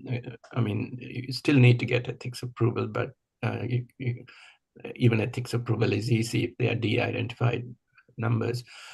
So that's why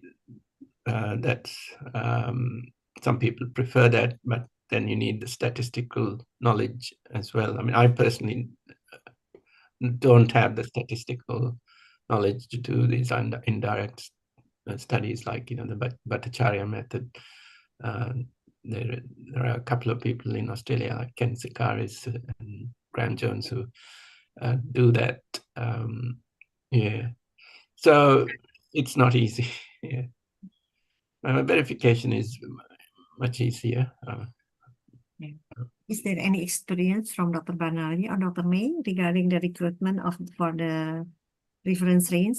Is the medical checkup subject is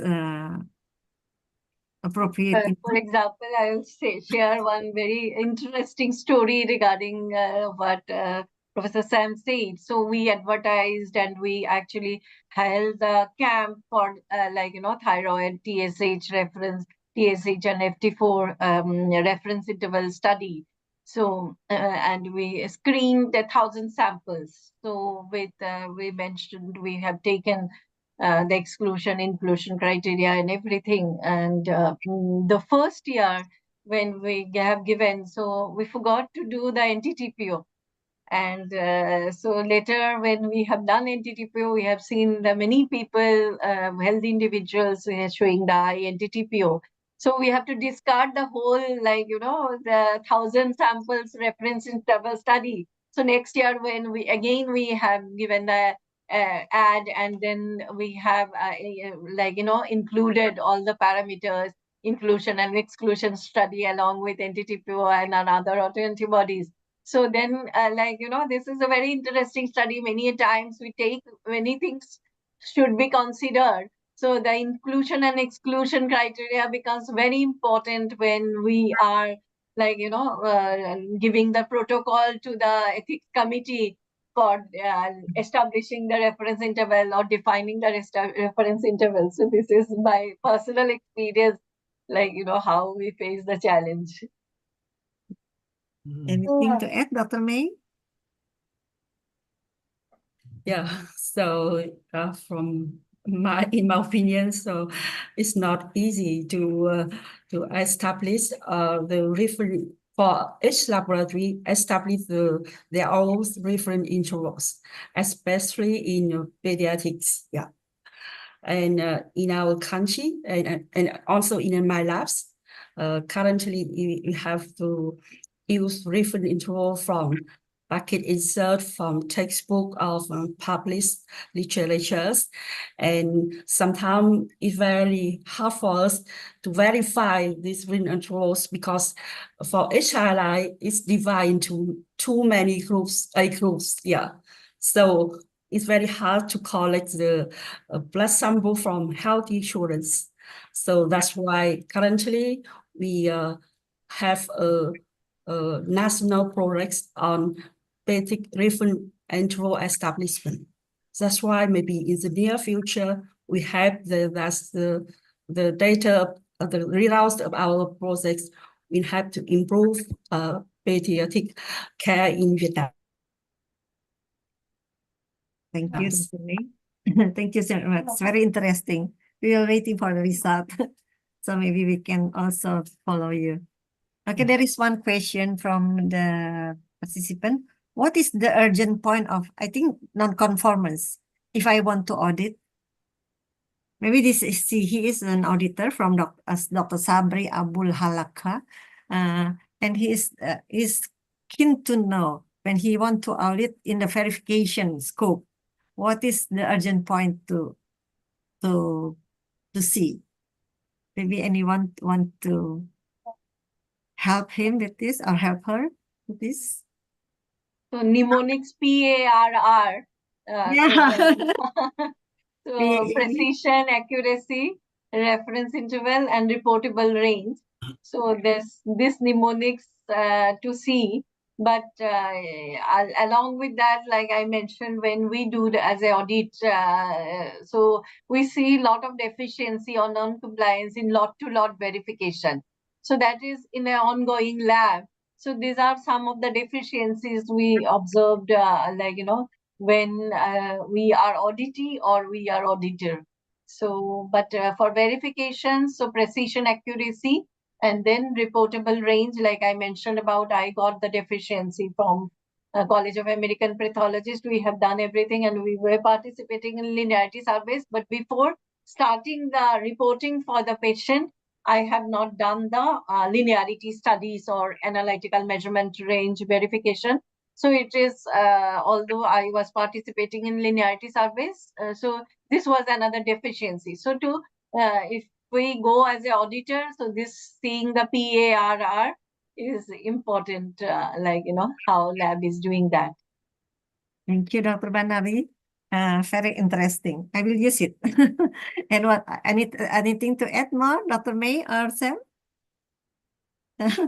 Okay, I think there is one question regarding the lot-to-lot Dr. Banali just has said. Will you give us, because it is also a requirement from the ISO 15189, right? How do you do the lot verification, and when do you do it? Please, Dr. Banali. There is a reagent lot change in the lab. So we need to do lot-to-lot verification. So how to do that? We verify the patient samples at two key medical decision concentration, two medical decision points. So we need to do two samples we take. Along with the patient samples, we take QC sera also control, and which are typically designed to assess the performance of clinically important concentration. So this, and here, how to do that? So there is a candidate reagent lot, and we are going to use that, the reagent about to be used for the first time in the lab, and the current reagent lot. So the lot we are using, the lot of reagent that has been in routine use for patient sample testing.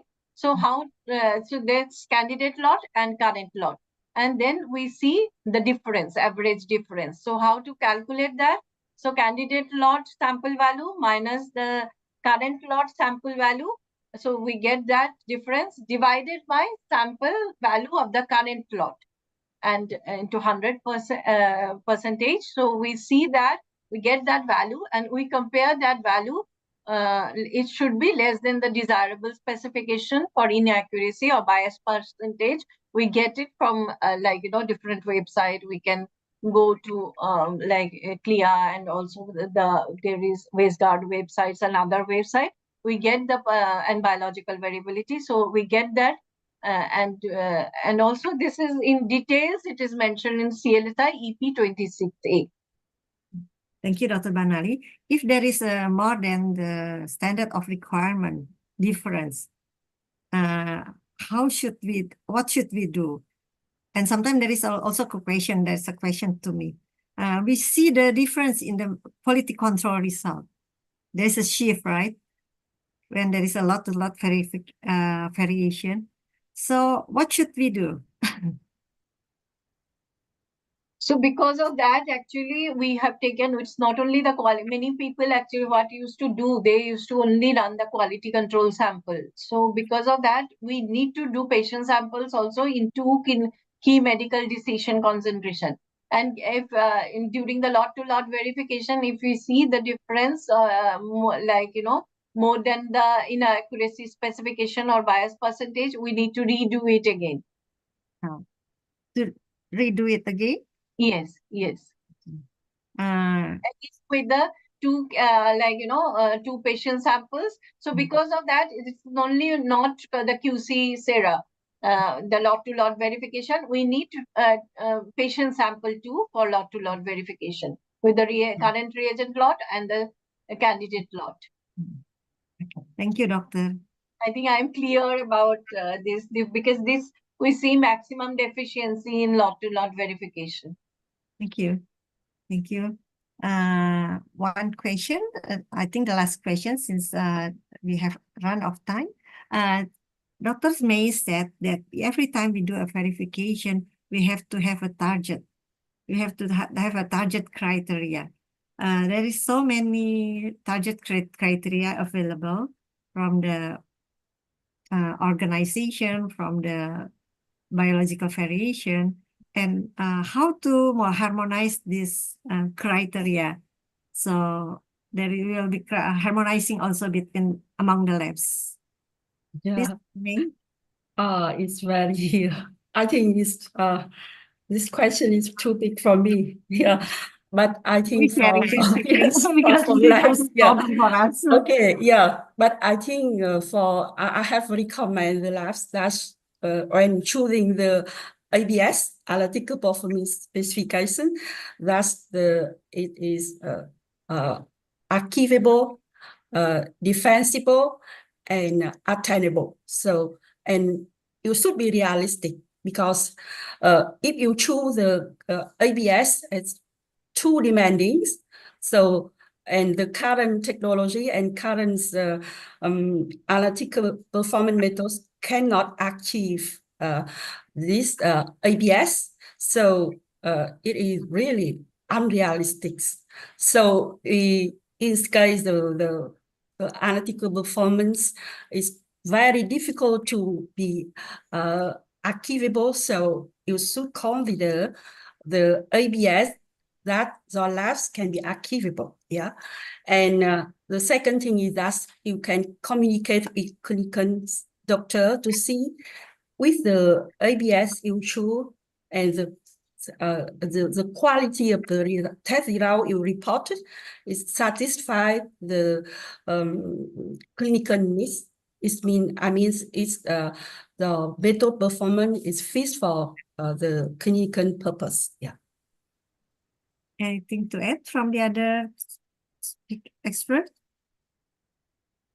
No. Okay, thank So you. I think this is as Professor May has mentioned. So this is based on the what is the parameter? Also it expected recovery depends on sample matrix, sample processing procedure, and analyte concentration. For example, simple example of hemoglobin A1C. So like NGSP, if we see NGSP requirement for accuracy or bias is 95% confidence interval for patient difference, plus minus 1% of hemoglobin. So here it suggests that total allowable error is around 14% or 14.3% something. And when we go to College of American Pathologists, they recently expanded that HbA1c grading criteria 15 to 20%. So it depends on which guidelines also we are following. If we are following NGSP for HbA1c, so it's around 14%. But if we are following College of American Pathologists, so it varies. And then I think it depends on which analytes we have chosen. So it's variable. Thank you. Thank you. I think this is a very giving us novel insight in how the verification should be done and interpret. Thank you so much for Dr. May, Dr. Banali, and also Dr. Sam for all the sharing of your expertise. And maybe I think we all think that verification is very important, or validation very important for our result, for the interpretation of our result. But in our daily use, it's not so easy to perform or implement. But with this webinar, I think we can do more and more better, you can better in the implementation of the verification and the ISO 15189 requirement accomplishment. So thank you so much for all the speakers. Thank you so much for the insight. And also thank you so much for all the attendees of this webinar. This is the last APFCB Lab Management Committee webinar regarding the ISO 15189 and also the analytical quality requirement. We really hope you fill in the questionnaire so we can have more and more insight of what topics will be best for the next session, and also or how the webinar will affect our work in our daily work. Thank you so much also for Snipe, who is supporting this webinar, and also for ICC. I have spoken on behalf of APSCB. Thank you for ICC for the collaboration, and thank you so much for everybody. See you in the coming webinar. Bye-bye. Thank you, Professor Sian, Professor Tharja, and I'm really honored to be in the same panel with Professor Sam and Professor May. Thank you, ICC. Thank you so much. Thank you. Bye-bye. See you. Thank you.